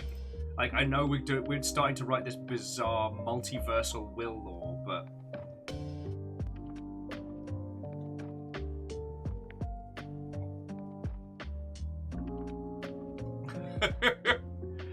Fearless, when we say released elsewhere, we mean thrown in a sack in a swamp in Florida and we just let nature take its course. I mean, what?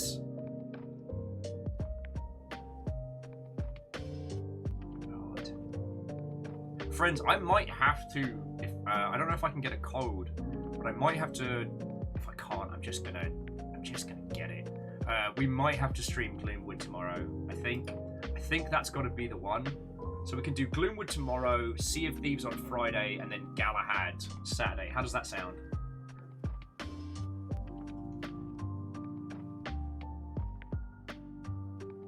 Oh, yeah. Well, see, I don't know, Eagle Lives. Jacksonville is basically Blackpool of the US.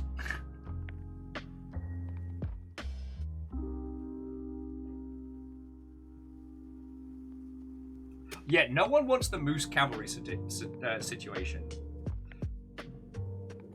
Moose is kind of like Chopper from One Piece in that lovely, wonderful, very funny, puns wielded like a scalpel, but you don't want a bad moose. That's when you have a bad time. Because let us remember, friends, that the moose has no natural predators. Oh, sorry. There is one thing that can challenge a moose, which is a fucking killer whale. You know.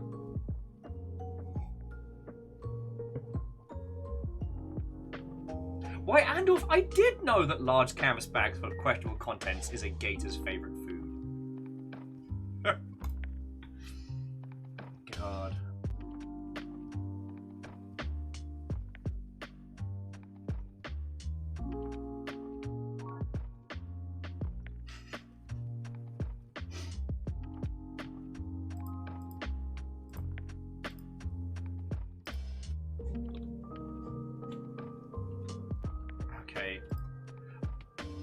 I just saw something on Steam. This is completely unrelated to anything else. But I'm just going to put this in the memosphere and let me know if you spot it. Let me know if you spot it.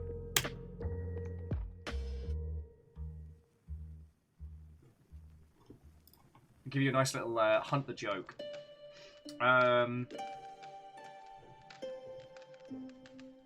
Yeah, if you can't hear him behind you, that's a sure sign caffeine's getting ready to take you upstate. It's not a bed and breakfast. Right. So, friendos, what have you been up to? What have you been playing? Like, please tell me your tales. I have legit missed you lot.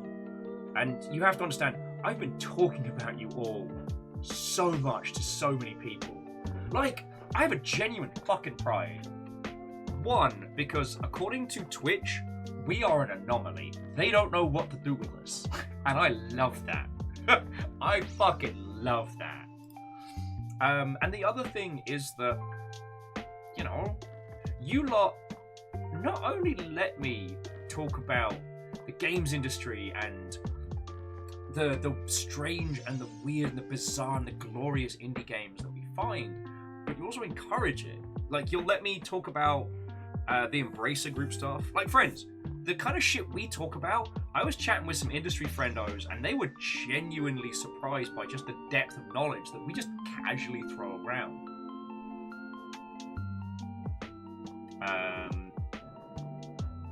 God. Like, I brag about you lot. So, you can understand why, like, I feel very guilty that I didn't get to stream with you all during PAX. The one downside about PAX being a proper show this year was that there was nowhere to stream from on Saturday and Sunday, and by Monday I was destroyed. Just because the sheer number of people, like the cell phone towers, were just fuckoed. Oh no! Oh, so MDH, I'm sorry you're going to the ringer again, friend. Have you considered, though, the concept of a ghost therapist? So, we are the red-headed stepchild of Twitch. Ah! What they can do is get the blue check already. No one knows how cool we are. No one knows how cool we are!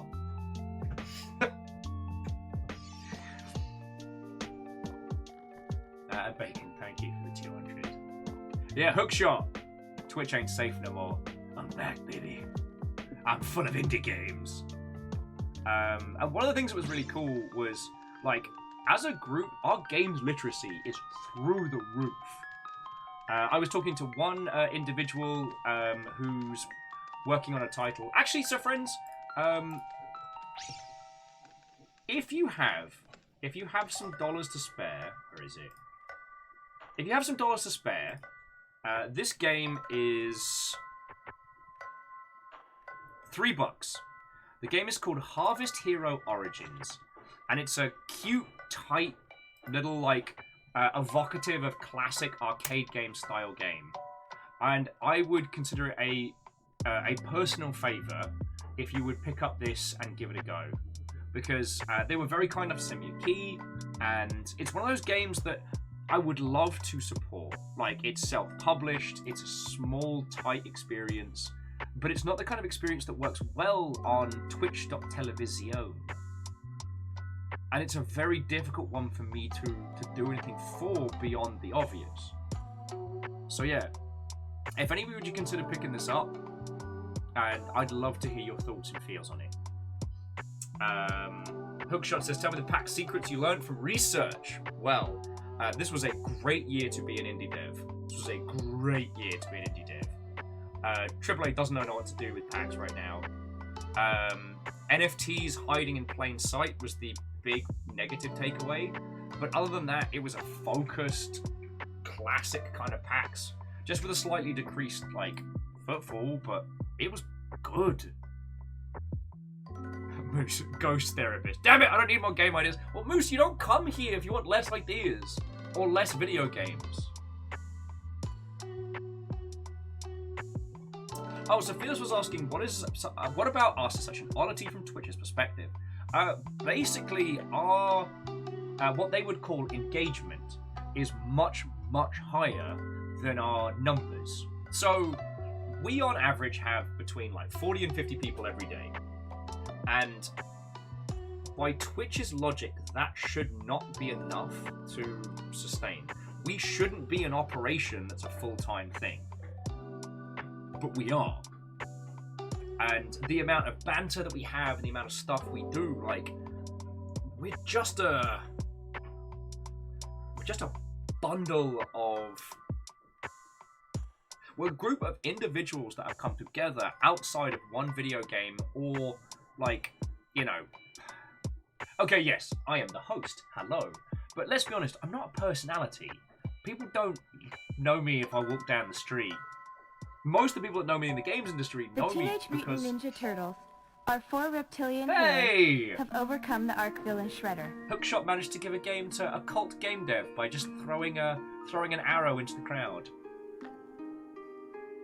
Okay, but Eagle Lives, you know what I mean. Like, most people who are able to stream full-time are, you know, people like fucking JoeCat and stuff like that. Okay, I don't know. I shouldn't refer to JoeCat like a nebulous entity, but JoeCat works very, very hard. Has done incredible work on YouTube to gain a massive following. So on Twitch, they're able to be like, "Hello." But I don't have. There isn't engagement. Engagement. Merriman, seriously, thank you for the 200. Hookshot would like to apologise to a cult game dev. They weren't supposed to get a sub, as Hookshot was aiming for their knees. Yeah, I mean, Dustin, if they like it, they should put a tick on it. But the thing is, there isn't anything outside of our sphere. Like, I don't do some multi-million viewer podcast. I'm not on Dancing with the Farts on telly or something. Like, it's just us together. We don't play one specific game, so we're not like the go-to person for a flag. Engagement is in, we have engaged the enemy. Okay, I like that. And Phyllis, thank you for 200. So yeah, according to the Twitch meta, we shouldn't succeed, but we do. I actually got to speak to some Twitch staff about this. MDH, that is a good point. That is a good point. Spooky ghosts! Thank you all. Okay, and just like before we move on, like, and again, every time you lot throw in some bits for a terrible dad joke or a one-liner, or Jackie's just finding more terrible accounts to give subs to, all of that money all comes together to form enough that, you know, I'm able to keep this house upright and continue doing this. Which again, isn't something that should happen for a group our size. We're all in build on the Twitch meta. Nah, we're like Dan Habinki winning Evo. It shouldn't work. We are outside the meta. Now the thing that I would say is, I will always be honest with you lot about all of the financials, the long shit. The goal has always been sustainability. Will Y train time? Yeah, will Y. Oh yeah, it does actually help if I put the... I can't believe I just did the air horn noise. However, this does need train music.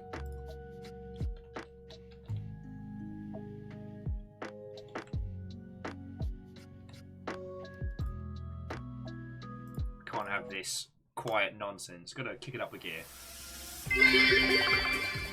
Ah. Anyway. Yeah. I am always honest with your good selves about where everything goes. And anytime where things get scary, I just tell you. So.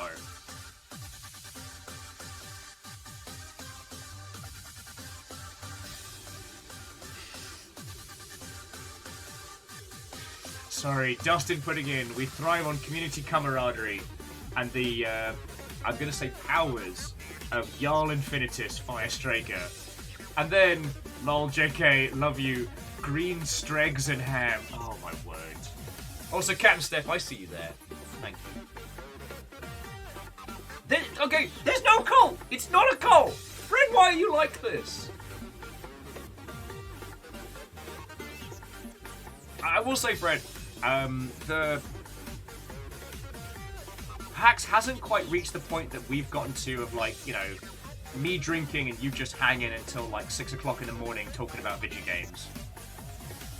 But then again, Fred, we get to do that in Discord now, so it's not a cult, Fred. It's Fred. Why you like it? Kestrel, thank you for filling the fight gloves. Anyway, so that was just an interesting little thing. It's fun. Like, we ain't the biggest kids on the block.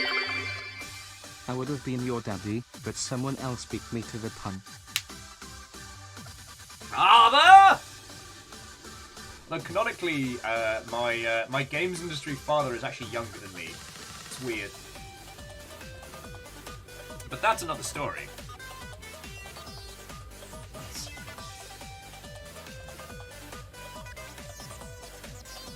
MDH, why you like this? I'm not even reading that one out.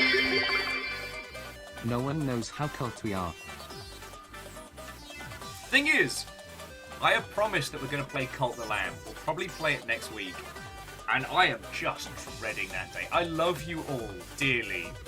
Sincerely. But I know you're all going to be insufferable for a whole ass day. And I am not ready for it.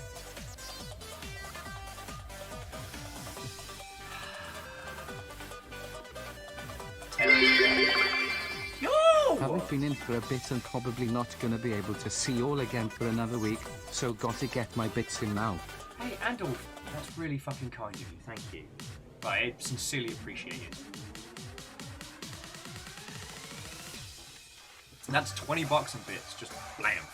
Like, no big deal. So, thank you.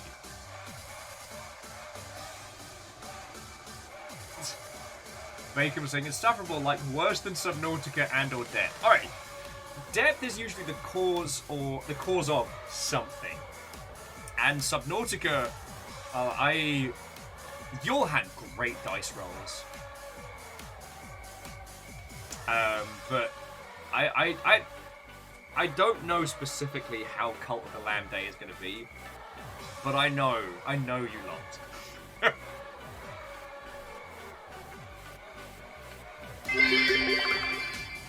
Only one day. Yes. That is certainly all we will be insufferable for. Yeah. Only the singular day. How proud of yourselves are you all right now? Fucking terrors a lot here. Avert your eyes, Deucer. Avert your eyes. I've told you all this before, and I will say it until I'm blue in the face. I fucking love doing this. And I'm stupidly lucky that you lot want to keep it going. Fuck yeah!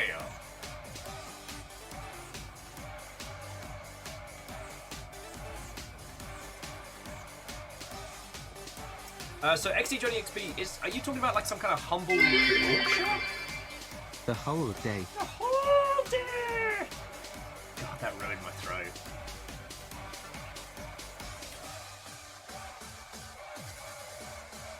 Aw, well, Hookshot, That's a legit compliment. Thank you. Like, hitting that space between like actually being able to talk about video games proper and well, and you lot get to basically rip the piss out of me to your heart's content. It's a good combo. It's a good combo. Oh shit! All right. Engage shill mode. Shill mode activate. Boof. Oh, the train's still going. Shit. All right. Begin again. So there's a bundle over on Humble called Level Up and Learn, and it's it's $10 for 7 games, and honestly, it's worth it for Shinsen.io, Exapunks, and While True Learn. So friends, we're going to be playing Exapunks soon now that I've got the Trash World zines. These are physical versions of the in-game zines. You have to read to find exploits in systems.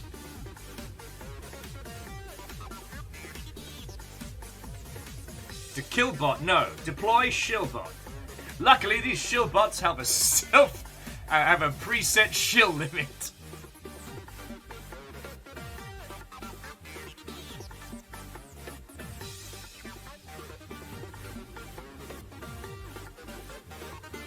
Oh, sorry, if you're wondering what my my squiggly face was, there's another bundle up at the moment, which is the 2K Mega Hits bundle on Humble. And it has Borderlands 3 Super Deluxe Edition. It has the full XCOM collection. It has Civ 6. Yeah, so it has those for $16.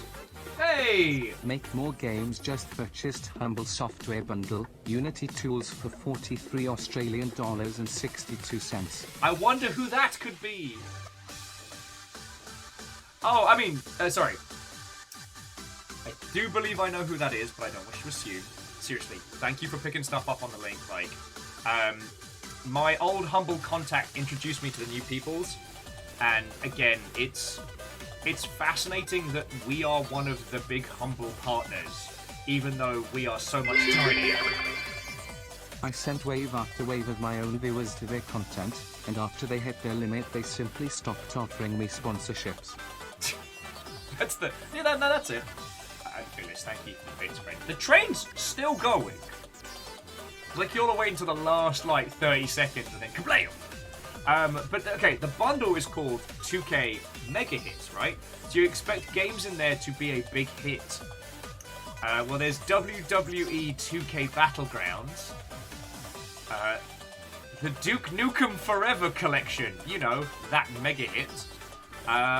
The Golf Club 2019.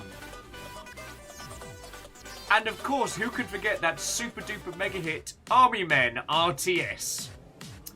And the full title is Army Men RTS Real-Time Strategy. To find those mega hits. God, they even got Hidden and Dangerous on there.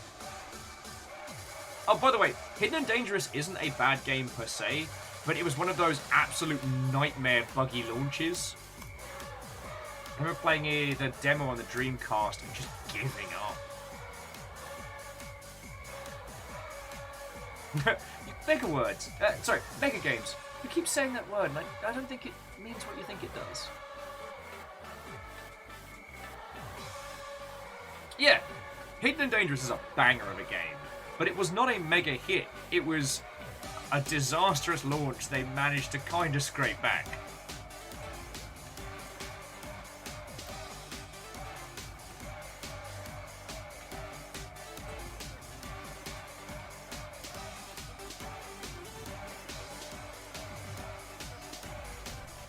Oh yeah, and the Railroad Tycoon series is just quite good.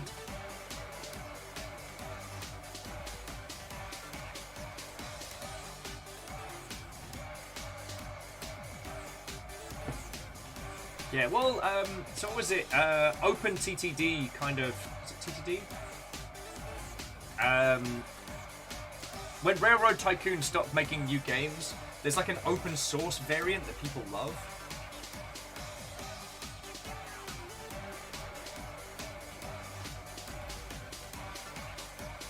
God. Sorry, Dustin was asking if we've played There Came an Echo. I don't remember now. Oh, I've played it, we haven't streamed it. Mainly because the voice controls do not like to play nicely with streaming. I actually haven't found any games that really do. Most of the time, if the game's got enough back-end support, you can have two different... Oh, man, the train's still going. The train's still going. There's 2 minutes left. Do we do another round of Pokemons? This is what I get for my dumbass saying, yeah, no, we'll put on the train music. Train's still going.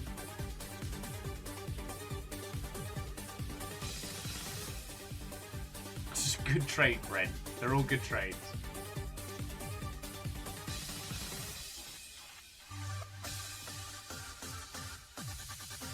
I'm just Fred adding that 2K Battlegrounds is a hit in the sense of it became super famous for being a microtransaction-filled bad game. I mean, it kind of feels like that Remember My Name.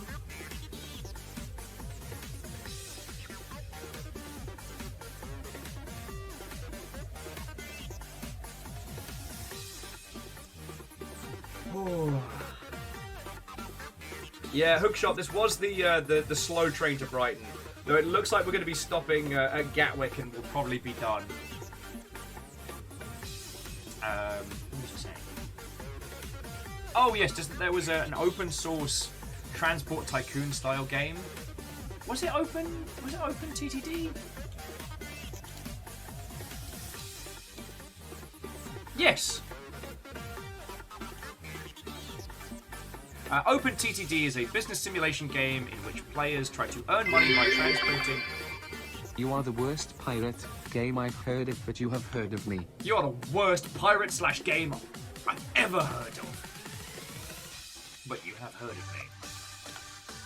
Oh yeah, so if any of you want to play Train Tycoon and don't want to spend money and want to lose your weekend, there's Open TTD. You're welcome, because I played that multiplayer and it ate a weekend without even trying. But more importantly, friends, that was 4,200 bits. That was $40 to fucking war chest to keep this whole thing going. So sincerely, thank you. All right. I try not to be too silly about trains and stuff like that because they exist because you'll keep this place fucking going. So thank you. Though you did well, train music. You did well. Yeah, see, here's the thing, friends. I'm not just a bastard for recommending games that you spend money on. I'll recommend you games that are free as. Yeah, Open TTD equals bye-bye weekend.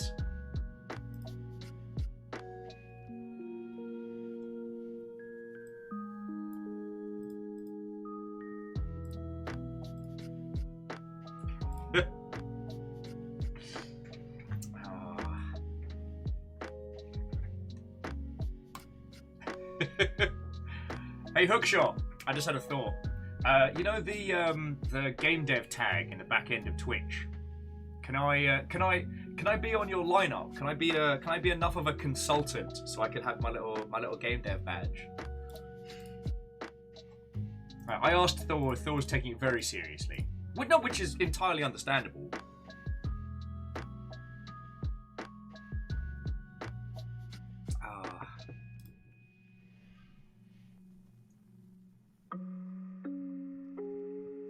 Plus, I think it means that if I'm listed as a game dev, I'm basically advertising that game. Woo! Thank you, Hookshot!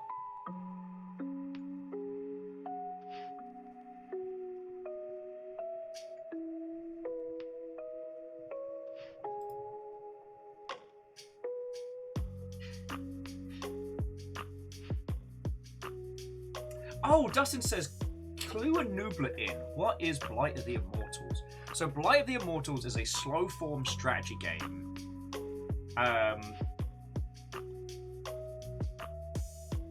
It's a slow-form strategy game by the same team that made Neptune's Pride. And we played a whole game of it, what was it, last week? Caffeine, when did we do Blight of the Immortals?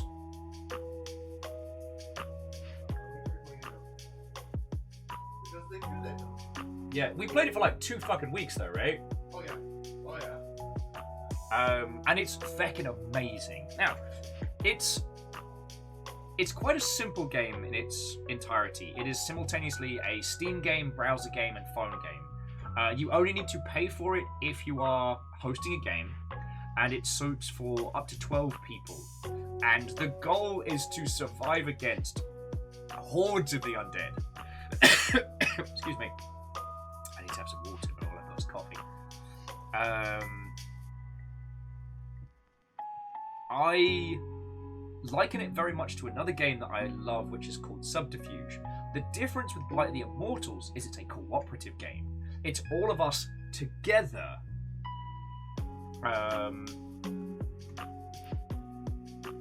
It's all of us together trying to beat these infinite zombie hordes. And thank you, Hookshot. Let me check my emails so I can be a cool kid. It was like 16 days. Yeah, we played Blight of the Immortals one game for 16 days. And we won. Yeah, who was it that had that victorious last stand? I think it was Rain that had the high stats of damage and souls. So it was Thrame and one other person. Johnny, Rain, and I don't remember. It's been a whole week. XP, Wolfred, Latrizi, Rain, Okay. So Hookshot, I have received your invitation. Sorry, friends, we'll go back to it because I want to celebrate the victories. So Hookshot, I have to come up with a job title for the back of Twitch. Am I your consultant? Am I your streamer in the pocket? You, Hookshot, you get to come up with my job title for A Few Dragons. So Caffeine, who were the kill masters again? The final five, the Slayers of the Undead. XD Johnny XP. XD Johnny XP, congratulations. Wolfcrad. Latrizi. Otrazini! Myself. Caffeine. Are essentially Bastion in the middle. Thrame. And Thrame. Feckin' yo. Oh.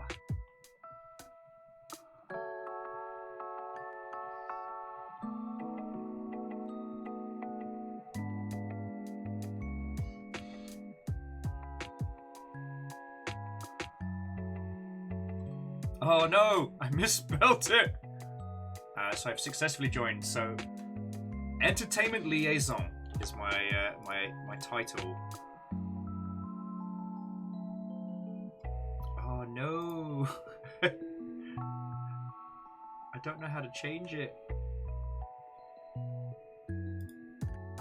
Oh no! All right, so I'm the Entertainment Liaison, like Liam Neeson.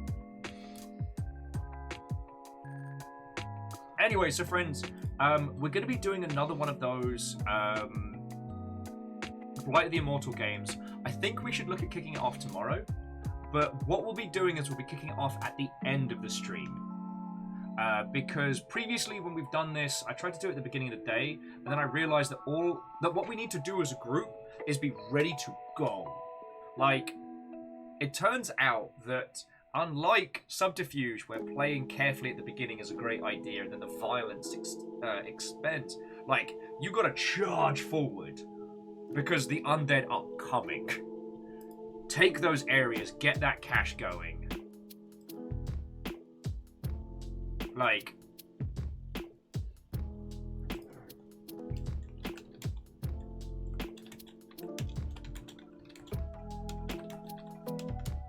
sorry, bear with me just a second.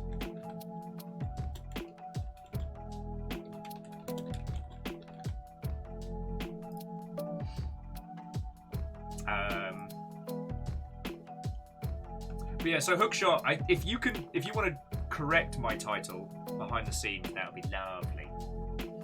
But that's fucking cool. Thank you for adding me. That's very rad.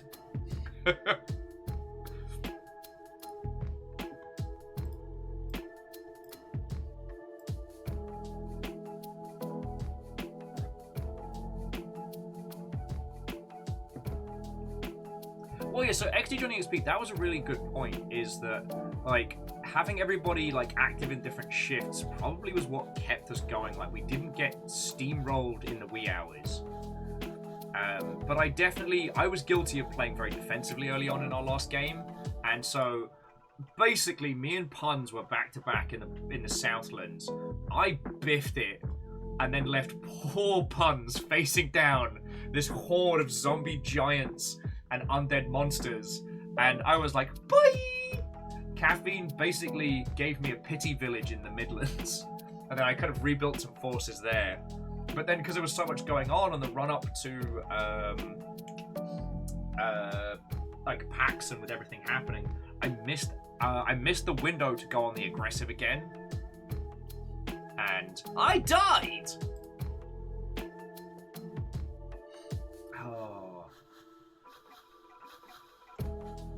So, basically, you can download Blight of the Immortals on Steam, on your phone, what have you. It's just a browser-based log on and play game. There's no additional costs. Only the person hosting has to pay for it, which I'm more than willing to do. And yeah. A Hookshot saying, as the owner of an organization, Twitch has let me change such things. All right, I am for a few Dragon Studio, I am the game's Leeson. I like it. Look, Hookshot, you've seen the long shit Discord. I've left typos in as a litmus test. When people message me and they're like, you spelt announcements wrong, I'm like, did I? Or did I spell it badly on purpose? Yeah. I mean, also, Hookshot, you know you always have my eggs. I don't feel like a bastard asking for that because, you know, you got me. It's an announcement. Oh, that's even better. Maybe I'll update it to announcements and see if anybody notices. We do also need to start setting up the my friends games channel. So just as a little like, here's what's going on with Friends of the Longships and their video games. But we'll be working on that one in the coming weeks. Like, I know we got rid of self-promo, but I really wanted to create something that let the Longship help the rest of us. And it kind of turned into a secondary Go Live channel. And I didn't think it was supporting anyone. That's why one of the reasons why I wanted to mix it up. Code. And yes, hosting is going away annoyingly, but we'll see what happens. Maybe they'll do a 180 on it. Here's hoping.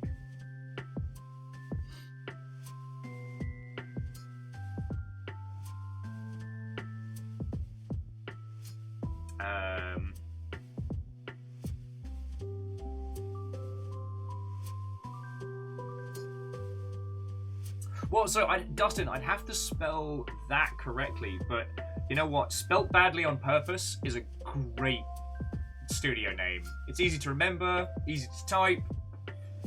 I love the team over at Yasprid Games, but they do my little dyslexic heart fucking damage.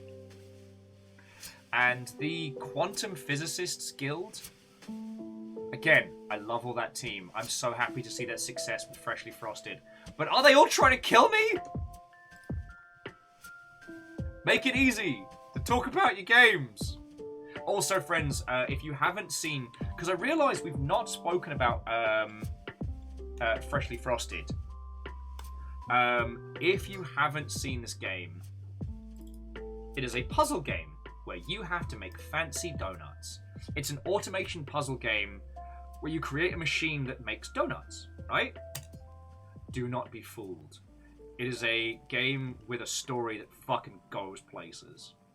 Like, this game bats harder than... Hey! Humble RPG Bundle. Pathfinder 2nd Edition Strength of Thousands by Paizo was just purchased for $25. Honestly, friends, I can't believe how long that RPG has been going, and they still haven't found the path yet. Like, what the hell? It's over there. I think I'm funny. Whoever that was, sincerely thank you. So, friendos, as both my energy levels and voice are quietly coming to a close, and I want to save some both of those for tomorrow to kick out the jams for, I think it's going to be Gloomwood tomorrow, Sea of Thieves Friday, and then we're going to do the big Galahad off.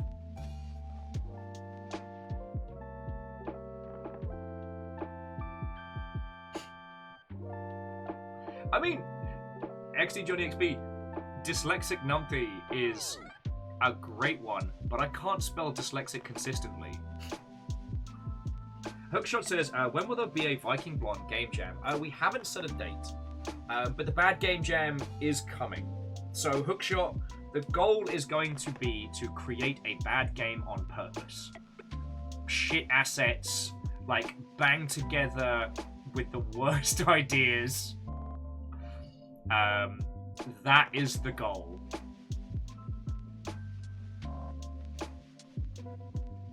Oh yeah, so Ozymandias, like, get stuck into it. You know I want to hear everyone's experiences. It's not like I want to be a special auteur. But sadly, the other title that was meant to be a reimagining of Thief. Hookshot, yeah, stick figure card trading game where the stats make no sense. Right?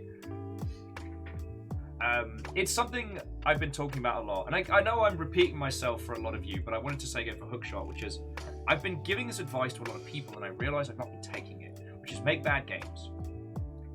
In video games, we are a very, very different art medium than all the others, because we're the most disciplines combined per piece of art. So, you know, if you're a writer and you get stuck, just do some train of thought writing. You know, just kick out the jabs. Just don't even look at the page. Just write the hand, whatever comes through. Just blah, blah, blah. You know, if you're an artist doing art warm-ups or meme drawings or doing, like, you know, suggested scribble jams, a great way to just kick out the cobwebs and just do, right? But in video games, we don't really have an equivalent. You can't just make a game in the mornings. I mean, all right, Eric did the make a game in an hour, and that was very entertaining, but I don't feel that hits the same kind of kick out the jams. So I really want to do the bad game jam, because it doesn't matter if you make it in RPG Maker with scribbles or you just throw together Unity physics farts. The idea is that you make something bad on purpose, because that way it removes the pressure, the sense of self, you know? Yeah, I mean, Fred, a shocking piece of data. Turns out you can't just make a game first time and have it be great. You know, you can't do the video game equivalent of Neuromancer. Oh! Putting the shot in Hookshot with shots fucking fired. What do you mean, Fred? You can absolutely make a game that's great first time. It's called Anthem. Oh, wait. Fuck. I mean, Hookshot, I felt the heat from that burn all the way over here. Ah!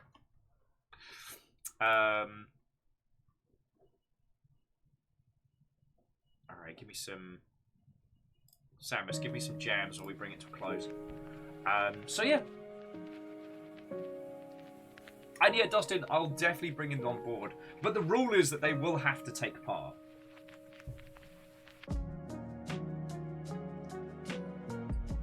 And my hope is that we're all going to take a bunch of weird templates from different Game Maker and Unity setups and just scribble them about and make them do dumb stuff. My hope if I had to have one hope from this, that it would be very similar to the shit robot wrestling league from Japan. That the idea is to create something terrible.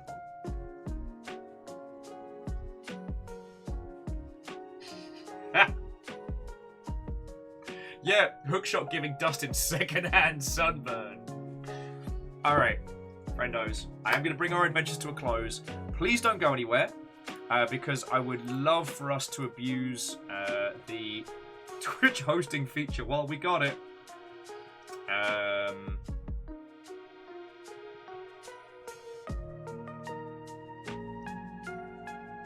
Oh, and feckin' our good friend Jolt Jab's actually making a video game. So we can go have a chat with them there. Right. I just want to say one more time, friends. Thank you. Thank you for all the time you spent hanging out here and chatting. I really hope I can provide some decent banter, be it entertainment or advice, or just the same voice in another tab. Or an unhinged voice in another tab. It's whichever you fancy. But... and XG Johnny XP, we'll do that throughout the day tomorrow. Or we can... Actually, Johnny, I am going to make an announcement in Arcade. We're going to start a Light of the Immortals game next week, so we can get a show of hands. And if needs be, we can split it into 2 teams, you know, see which team did better and things like that.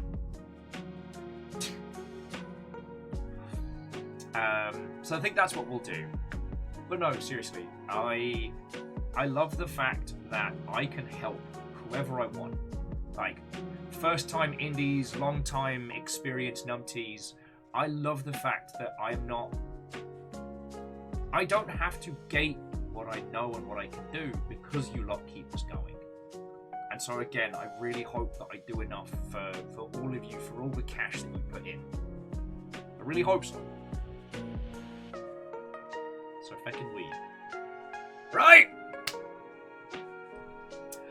Let's find out who I need to thank today. I want a little bit Pearl Jam there. You'll be here smoking. Alright, that's a joke that's a story I'll have to tell you another time. The joke is my singing.